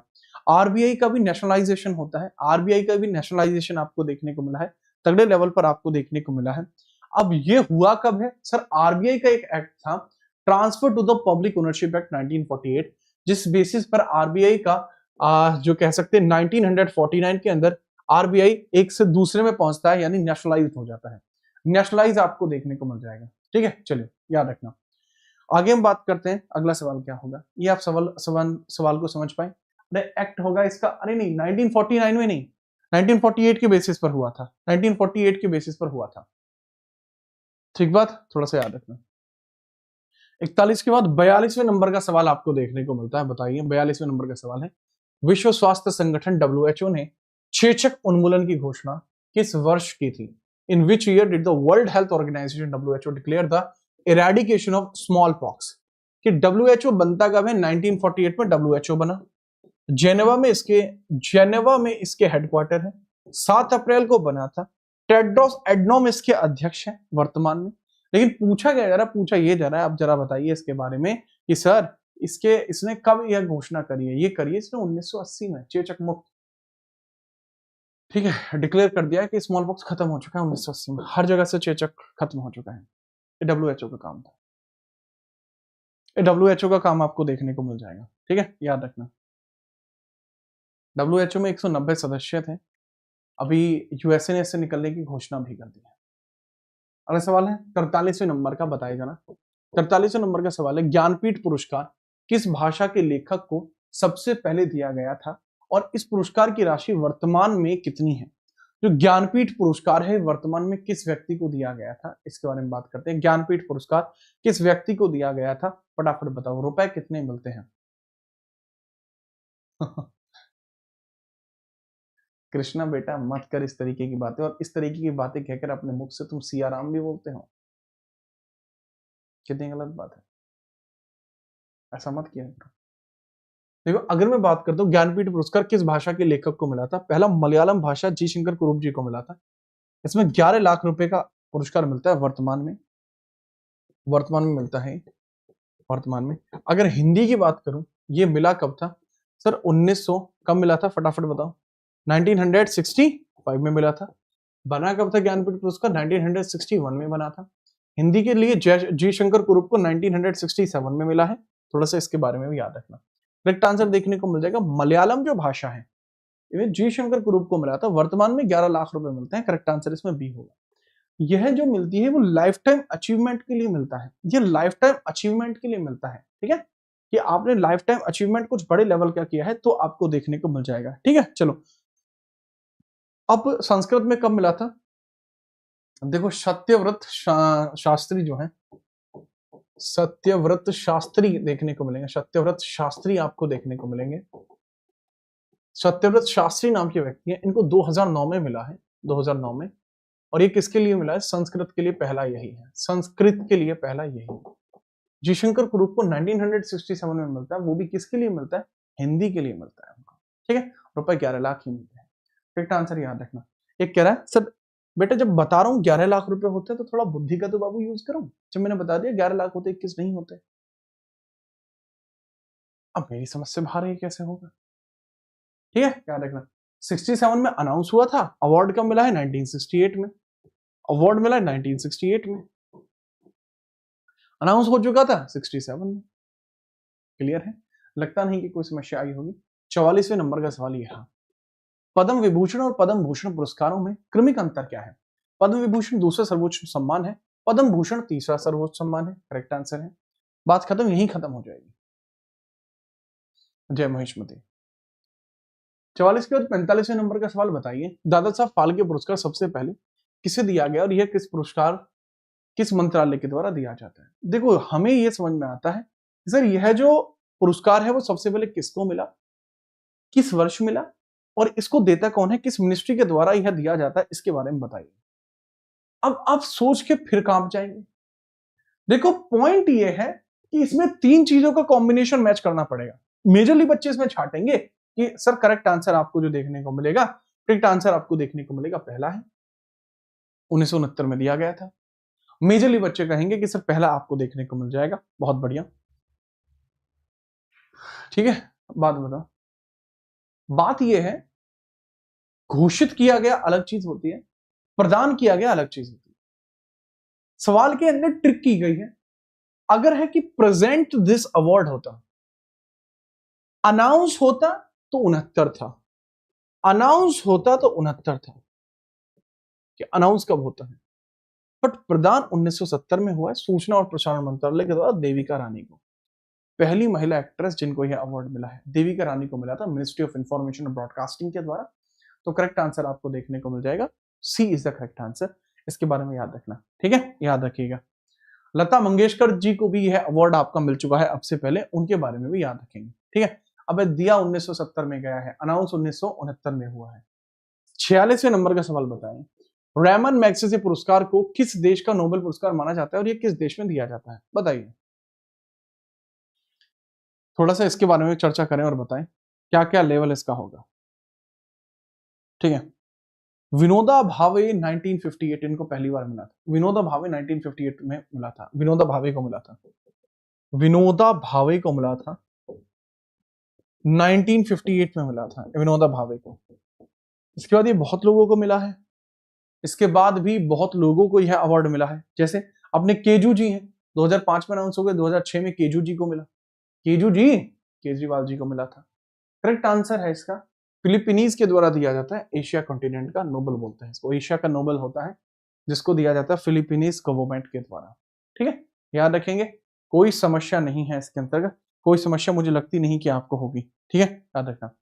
ये किरण बेदी को भी मिल चुका है 1994 के लिए, किरण बेदी को 1994 के लिए मिल चुका है। केजू जी, केजू जी, केजू जी को मिला है, केजरीवाल जी को मिला है 2006। किरण बेदी 1994, किरण बेदी पहली आईपीएस ऑफिसर 1994, ठीक है। इनके लिए थोड़ा सा आप याद रखिए, ठीक है। चलो, कोई समस्या है? नहीं सर। 47वें नंबर का सवाल बताएंगे, ऑस्कर पुरस्कार एकेडमी जीतने वाले पहले भारतीय कौन थे और पहली भारतीय महिला कौन थी, ठीक है, बताइए। ऑस्कर पुरस्कार जीतने वाले पहले भारतीय और पहली भारतीय महिला कौन थी, पहले भारतीय और पहली भारतीय महिला कौन थी, इसके बारे में बताइए, बगैर परेशानी के बारे में बताएंगे। पहले भारतीय कौन थे, पहली भारतीय महिला कौन थी, ठीक है। देखो, करेक्ट आंसर ये है, करेक्ट आंसर ये है कि जो पहली भारतीय महिला है वो तो हर कोई जानता है, दैट इज भानु अथैया। पहले भारतीय महिला हर कोई जानता, भानु अथैया, गांधी मूवी के लिए मिला था, गांधी मूवी के लिए मिला था, कॉस्ट्यूम डिजाइनर थी, गांधी मूवी के लिए मिला था, गांधी मूवी आई थी 1983 की गांधी मूवी, उसके लिए मिला था। सत्यजीत रे को ऑनरेरी अवार्ड मिला था, ठीक है, भारतीय सिनेमा में डेवलपमेंट के लिए मिला था, ठीक है। एक बात याद रखते हैं, इसके बारे में याद रखिएगा,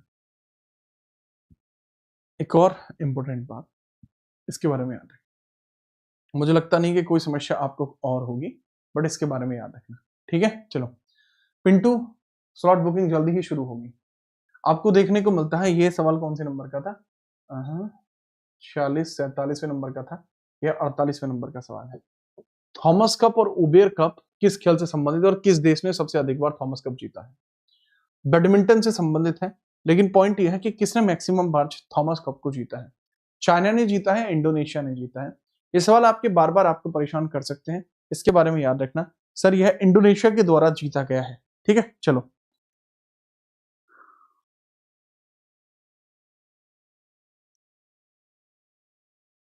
देखो, अगर हम बात करते हैं, ये शुरू होता है 1949, ये शुरू होता है 1957। दोनों ही बैडमिंटन के कप है और इंडोनेशिया इसको मैक्सिमम बार जीत चुका है। उबेर कप महिलाओं का टेनिस होता है, महिलाओं का बैडमिंटन होता है, महिला बैडमिंटन होता है।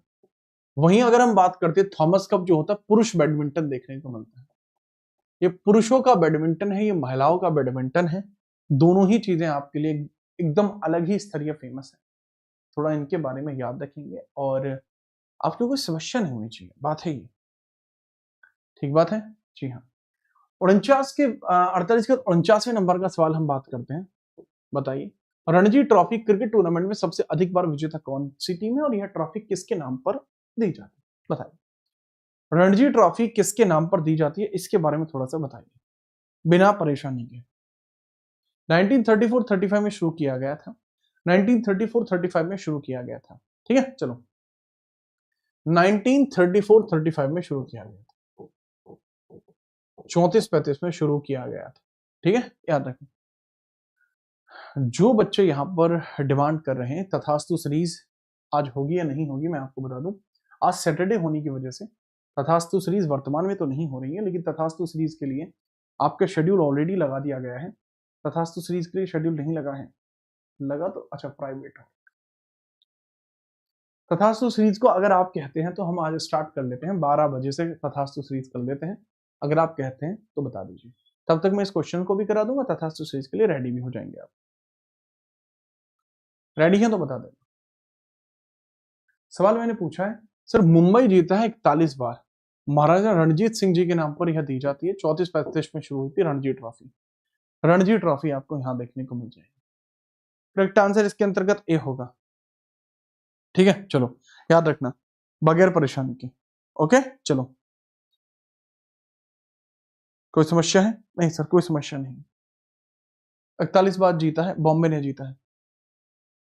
ठीक है, तो बता दीजिएगा जो जो चाहते हैं, तथास्तु को जो जो चाहते हैं बता दीजिए। तथास्तु को मुझे कराने में कोई समस्या नहीं, तथास्तु मेरी खुद की फेवरेट क्लास है। अगला सवाल ये रहा, 50वें नंबर का सवाल है। भारत संविधान के किस अनुच्छेद में संसदीय विशेषाधिकार का उल्लेख है और यह ब्रिटिश संसद के किस सिद्धांत पर आधारित है, बताएं।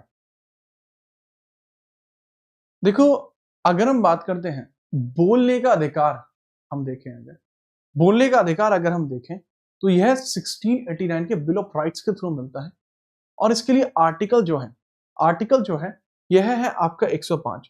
बिल ऑफ राइट्स 1689 के अंतर्गत यह आपको देखने को मिलेगा। आर्टिकल 105 इसके अंतर्गत देखने को मिलता है। करेक्ट आंसर आपको देखने को मिलता है सटीक, आपको आंसर देखने को मिल जाएगा। ठीक है, सटीक आपको आंसर देखने को मिल जाएगा। तो यहां पर ही है आपका bill of rights, article 105 bill of rights में देखने को मिल जाएगा 1689 में। तो this is correct, this is parliamentary privileges है और ब्रिटिश पार्लियामेंट में आपको देखने को मिलता है। ठीक है, चलो याद रखिएगा। अगले सवाल है 51वें नंबर का सवाल है, फीफा विश्व कप में सर्वाधिक बार विजेता देश कौन सा है? किस खिलाड़ी ने सबसे अधिक विश्व कप जीते हैं? ये भी थोड़ा सा बताइए, किस खिलाड़ी ने सबसे अधिक बार विश्व कप जीते हैं, इसके बारे में बताइए, फटाफट बताओ। ब्राजील है, 5 बार जीता है, और पेले 3 बार इसके अंतर्गत आपके मोस्ट वर्ल्ड कप जीतने वाले खिलाड़ी हैं पेले। ठीक है, याद रखना ब्राजील ने जीता है, 5 बार जीता है, पेले जो है वो 3 बार जीत चुके हैं। ठीक है, याद रखना पेले 3 बार टीम में थे, मोस्ट फेमस प्लेयर हैं ब्राजील के, पेले नाम इनका देखने को मिल जाएगा। ठीक है, याद रखना। आगे हम बात करते हैं, 52वें नंबर का सवाल है, अर्थशास्त्र पुस्तक के लेखक, इसकी रचना का काल क्या है? अर्थशास्त्र पुस्तक के जो लेखक हैं दैट इज कौटिल्य, चाणक्य है, 4th सेंचुरी बीसी में लिखा गया था। यह इसके अंदर सप्तांग सिद्धांत भी लिखा गया है, सप्तांग सिद्धांत भी लिखा हुआ है। एक राज्य को चलाने के लिए जो 7 अलग अलग पिलर्स होते हैं उसकी चर्चा यहां पर की गई है। एक राज्य को चलाने के 7 अलग अलग प्रकार से इसके बारे में बात की जाती है कि 7 अलग अलग प्रकार से इसको चलाया जा सकता है, वो भी यहां पर उल्लेखित किया गया है। ठीक है, याद रखेंगे, जोरदार ही है भाई साहब। मनु के द्वारा कोई बड़ा फेमस राइटिंग नहीं की गई है। पाणिनि की अगर मैं बात करूं, पाणिनि के द्वारा अष्टाध्यायी लिखी गई है, 8 भागों के अंदर अष्टाध्यायी थी। कालिदास ने माल विकाग्ना मित्र लिखी है, ठीक है, अग्नि विकाग्ना मित्र लिखी है, और अभिज्ञान शकुंतलम है, मेघदूतम है, रघुवंशम है, वो इनके द्वारा लिखी है। ठीक है, चलो याद रखिएगा। अगला सवाल है 53वें नंबर का सवाल है, ये रहा, बताएं 53वें नंबर के ओलंपिक में सर्वाधिक स्वर्ण पदक जीतने वाले व्यक्तिगत खिलाड़ी आपको कौन देखने को मिल जाएंगे? माइकल फेलिप है, यूएसए के हैं, और स्विमर है, यूएसए के हैं, और स्विमर आपको देखने को मिल जाएंगे, स्विमर आपको देखने को मिल जाएंगे। और माइकल फेलिप की अगर मैं बात करता हूं, माइकल फेलिप की अगर मैं बात करता हूं, 23 गोल्ड मेडल्स इनके द्वारा जीते गए हैं, स्विमर्स आपको देखने को मिल जाएंगे। ठीक है, स्विमर्स आपको देखने को मिल जाएगा माइकल फेलिप। 54वें नंबर का सवाल है, आपसे पूछा गया डेविस कप रिलेट करता है विच sports and how many time India has won this cup. Davis cup के बारे में बात करें, डेविस कप को भारत कितनी बार जीत चुका है इसके बारे में बात करें। डेविस कप आज तक हम नहीं जीत पाए, टेनिस में होता है, आज तक इंडिया 0 बार इसको जीता है। नाम बात करते हैं 55वें सुल्तान अजलान शाह कप किस खेल से संबंधित है, भारत ने इसको कितनी बार जीता है? अजलान शाह जो कप है ये हॉकी से रिलेट करता है। अजलान शाह जो कप आपको देखने को मिलता है हॉकी से रिलेट करता है और फील्ड हॉकी से रिलेट करता है। 5 बार इंडिया इसको जीत पाया है, 5 बार इंडिया इसको जीत पाया है, फील्ड हॉकी से रिलेट करता है, 5 बार इंडिया इसको जीत पाया फील्ड हॉकी से। ठीक है, याद रखिएगा। ठीक है, याद रखो।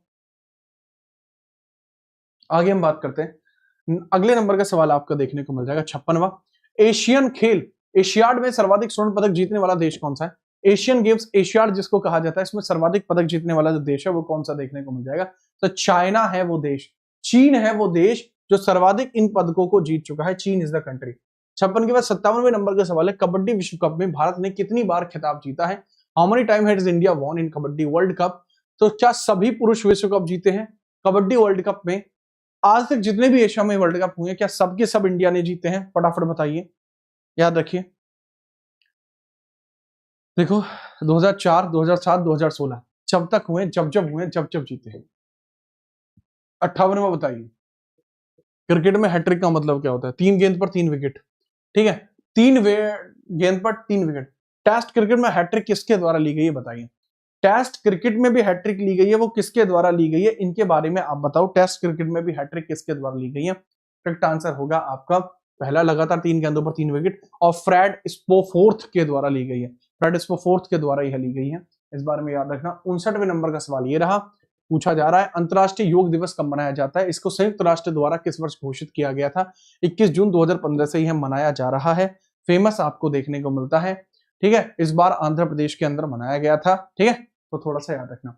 60वें नंबर का सवाल ये रहा, राष्ट्रीय विज्ञान दिवस किस वैज्ञानिक की खोज की याद में मनाया जाता है? 28 फेब को मनाया जाता है, 28 फरवरी को मनाया जाता है राष्ट्रीय विज्ञान दिवस। नेशनल साइंस डे सेलिब्रेट किया जाता है, किसकी मेमोरी में किया जाता है? इनके बारे में बताएंगे, कब किया जाता है, फटाफट बात करते हैं, ठीक है, बगैर परेशानी के। तो सीवी रमन के लिए मनाया जाता है, सीवी रमन जी की खोज के लिए मनाया जाता है, डिस्कवरी ऑफ रमन इफेक्ट आपका करेक्ट आंसर होगा। 61वें नंबर का सवाल है, वर्ल्ड रक्तदाता दिवस किसके जन्मदिन पर मनाया जाता है? वर्ल्ड ब्लड डोनर डे आपका कब मनाया जाता है? पहली बात तो आपको ब्लड डोनेशन से ही ये समझना होगा कि यह आपका कार्ल लैंडस्टेनर की वजह से मनाया जाता है, और ये 14 जून को मनाया जाता है।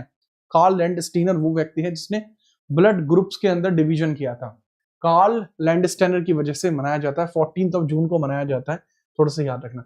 लुइस पास्चर रेबीज के टीके की खोज करते हैं, जेनर कोच टीबी के टीके की खोज करते हैं, और जो जेनर है वो चेचक के टीके की खोज करते हैं, याद रखेंगे। ओके, नेक्स्ट हम बात करते हैं 62वें नंबर का सवाल ये रहा, अंतर्राष्ट्रीय महिला दिवस की शुरुआत किस वर्ष होती है? और अंतर्राष्ट्रीय महिला दिवस 8 मार्च को आपको देखने को मिलेगा, 8 मार्च को देखने को मिलेगा। 8 मार्च के बारे में हम बात करते हैं, 8 मार्च में अंतर्राष्ट्रीय महिला दिवस आपको देखने को मिल जाता है, याद रखना। जब हम बात करते हैं जर्मनी और डेनमार्क के अंदर जो महिलाओं के राइट्स को लेकर जो आंदोलन हो रहे थे 1911 में, 1911 में आपको देखने को मिल रहे हैं, तब से मनाया जाता है, 1911 से मनाया जा रहा है। और इसको संयुक्त राष्ट्र ने मान्यता कब दी है? 1977 में संयुक्त राष्ट्र के द्वारा इसको मान्यता दी गई है कि हाँ भाई इसको मनाया जाना चाहिए, 1977 को मनाया जाना चाहिए। लेकिन अगर हम बात करें इसके लिए, बैंगनी जो रंग है, वायलेट रंग कलर है, जो इसी के लिए था, वायलेट कलर इसी के लिए आपको देखने को मिलता है। वायलेट कलर जो है, वायलेट कलर जो है वो इसी को प्रतिभूतित करता है, वायलेट कलर, ठीक है, याद रखेंगे। बहुत आगे बढ़ते हैं, 63वें नंबर का सवाल है, राष्ट्रीय गणित दिवस आपको कब मनाया जाता है? नेशनल मैथमेटिक्स डे की बात कर रहे हैं। नेशनल मैथमेटिक्स डे रामानुजन जी के बर्थडे पर मनाया जाता है, रामानुजन जी के बर्थडे पर मनाया जाता है, 22 दिसंबर को मनाया जाता है रामानुजन जी के बर्थडे पर। श्रीनिवास रामानुजन जी के बर्थडे पर 22 दिसंबर में मनाया जाता है, याद रखना। Great mathematician of all time देखने को मिलेंगे। 64वें नंबर का सवाल है, संविधान दिवस, संविधान सभा ने संविधान को अडेप्ट कर लिया था, मान लिया था कि यह अपना संविधान है, तो करेक्ट आंसर देखने को मिलता है 26 नवंबर 1949, करेक्ट आंसर आपको यही देखने को मिलेगा। 65वें नंबर का सवाल है, भारत के प्रथम गवर्नर जनरल, भारत के प्रथम गवर्नर जनरल कौन है? इसको लेकर आज क्लास भी है। पहली बात, भारत के प्रथम गवर्नर जनरल करेक्ट है विलियम बेंटिक, ठीक है, 1833 में मरे। सी राजगोपालाचारी करेक्ट आंसर है कि ये भारतीय है, ठीक है। हेस्टिंग्स जो है, वॉरेन हेस्टिंग्स, ये बंगाल का पहला गवर्नर जनरल है, ठीक है। आगे हम बात करते हैं, अगले नंबर का सवाल है, भारत का प्रथम परमाणु परीक्षण कब और कहां हुआ और इसका कोड नेम क्या था? 1974 में पोखरण में हुआ, राजस्थान में, इसका नाम स्माइलिंग बुद्धा है। 11 में 1998 में पोखरण में हुआ, राजस्थान में, उसका ऑपरेशन शक्ति है, दूसरा हमारा काम था, ठीक है, दूसरा हमारा एक काम आपको देखने को मिलता है। इसके बारे में थोड़ा तगड़े तरीके से याद रख लेना, स्माइलिंग बुद्धा इसका नाम आपको देखने को मिलता है, और ये पोखरण में हुआ था, करेक्ट आंसर ए इसमें होना चाहिए। ये आपका 66वें नंबर का सवाल था। 67वें नंबर का ये रहा, भारत की महिला आईपीएस अधिकारी, प्रथम महिला पायलट, प्रथम महिला अंतरिक्ष यात्री कौन है? किरण बेदी, सरला ठकराल और कल्पना चावला, करेक्ट आंसर है किरण बेदी, सरला ठकराल, पहली आईपीएस के बाद पहली महिला पायलट है सरला ठकराल, ठीक है, याद रखना इनके बारे में। सरला ठकराल के बारे में भी याद रखना, किरण बेदी जी के बारे में भी याद रखना, ठीक है, चलो ठीक है, चलो याद रख रहे। आगे हम बात करें, थोड़ा सा इनके बारे में याद रखना। 68वें नंबर का सवाल ये रहा, बताइए जरा, भारत की प्रथम फिल्म, भारतीय सवाक बोलती फिल्म और प्रथम रंगीन फिल्म कौन सी? राजा हरिश्चंद्र। इसी राजा हरिश्चंद्र को जो डायरेक्ट किया था वो किसके द्वारा किया गया था? दादा साहब फाल्के के द्वारा, ठीक है, याद रखना। नेक्स्ट है आलमारा 31 में है, किस्मत 43 में आपको देखने को मिल जाएगी। तो करेक्ट आंसर फिर से इसका ए ही होगा।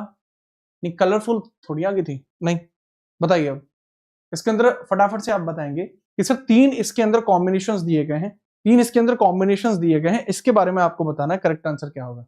गलत हो जाए, किस्मत ब्लैक एंड व्हाइट थी, करेक्ट आंसर है आन।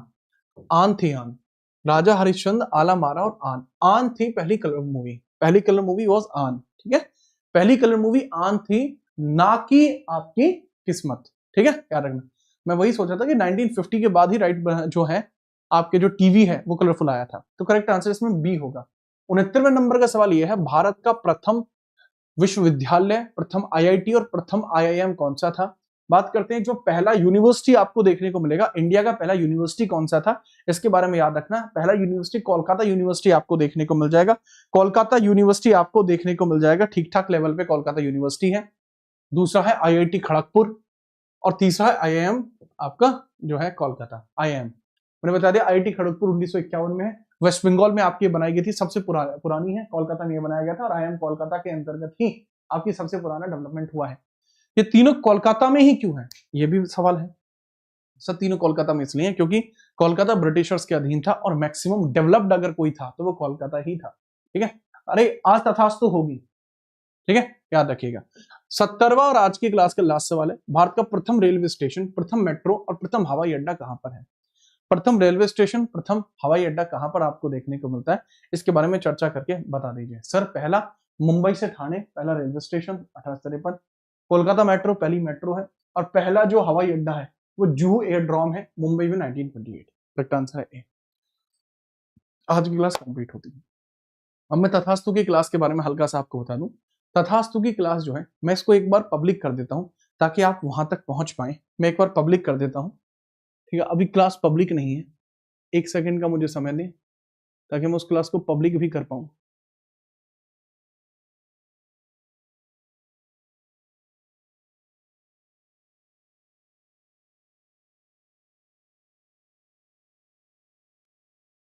ठीक है, तो एक काम बस आपको बहुत ध्यानपूर्वक करना होगा।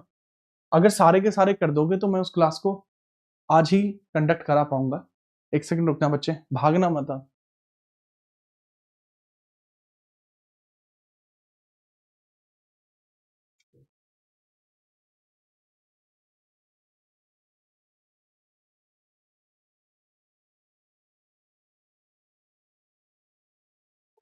ठीक है, मैं आपको बता देता हूँ, बच्चे को भागने की पड़ी रहती है बहुत ज्यादा। यहां पर आपको देखने को मिल गया है इवेंट, ठीक है, यह रहा आपका, अरे दिख जा भाई, तथास्तु क्लास ये रही। ये लगी हुई तो 11:30 की है, इसको 12 बजे शुरू कर दिया जाएगा। आप सभी को मैं यहीं पे भेज रहा हूँ, एग्जैक्टली यहीं पे भेज रहा हूँ। कृपया करके आप सभी लाइक कर देना ताकि क्लास को जब स्टार्ट किया जाए तो बूस्ट मिल जाए, क्योंकि इसका नोटिफिकेशन नहीं जाएगा। आपसे विनम्र निवेदन है, ठीक है, तो कृपया करके इसको लाइक कर देना। उसके आधार पर ही हम उस क्लास को स्टार्ट कर पाएंगे। आप सभी को मैं वहीं भेज रहा हूँ, आप जाके भी वहां पे लाइक कर सकते हैं। 12 बजे क्लास स्टार्ट होगी। आज के लिए इतना ही, कल मिलते हैं। जय हिंद, धन्यवाद।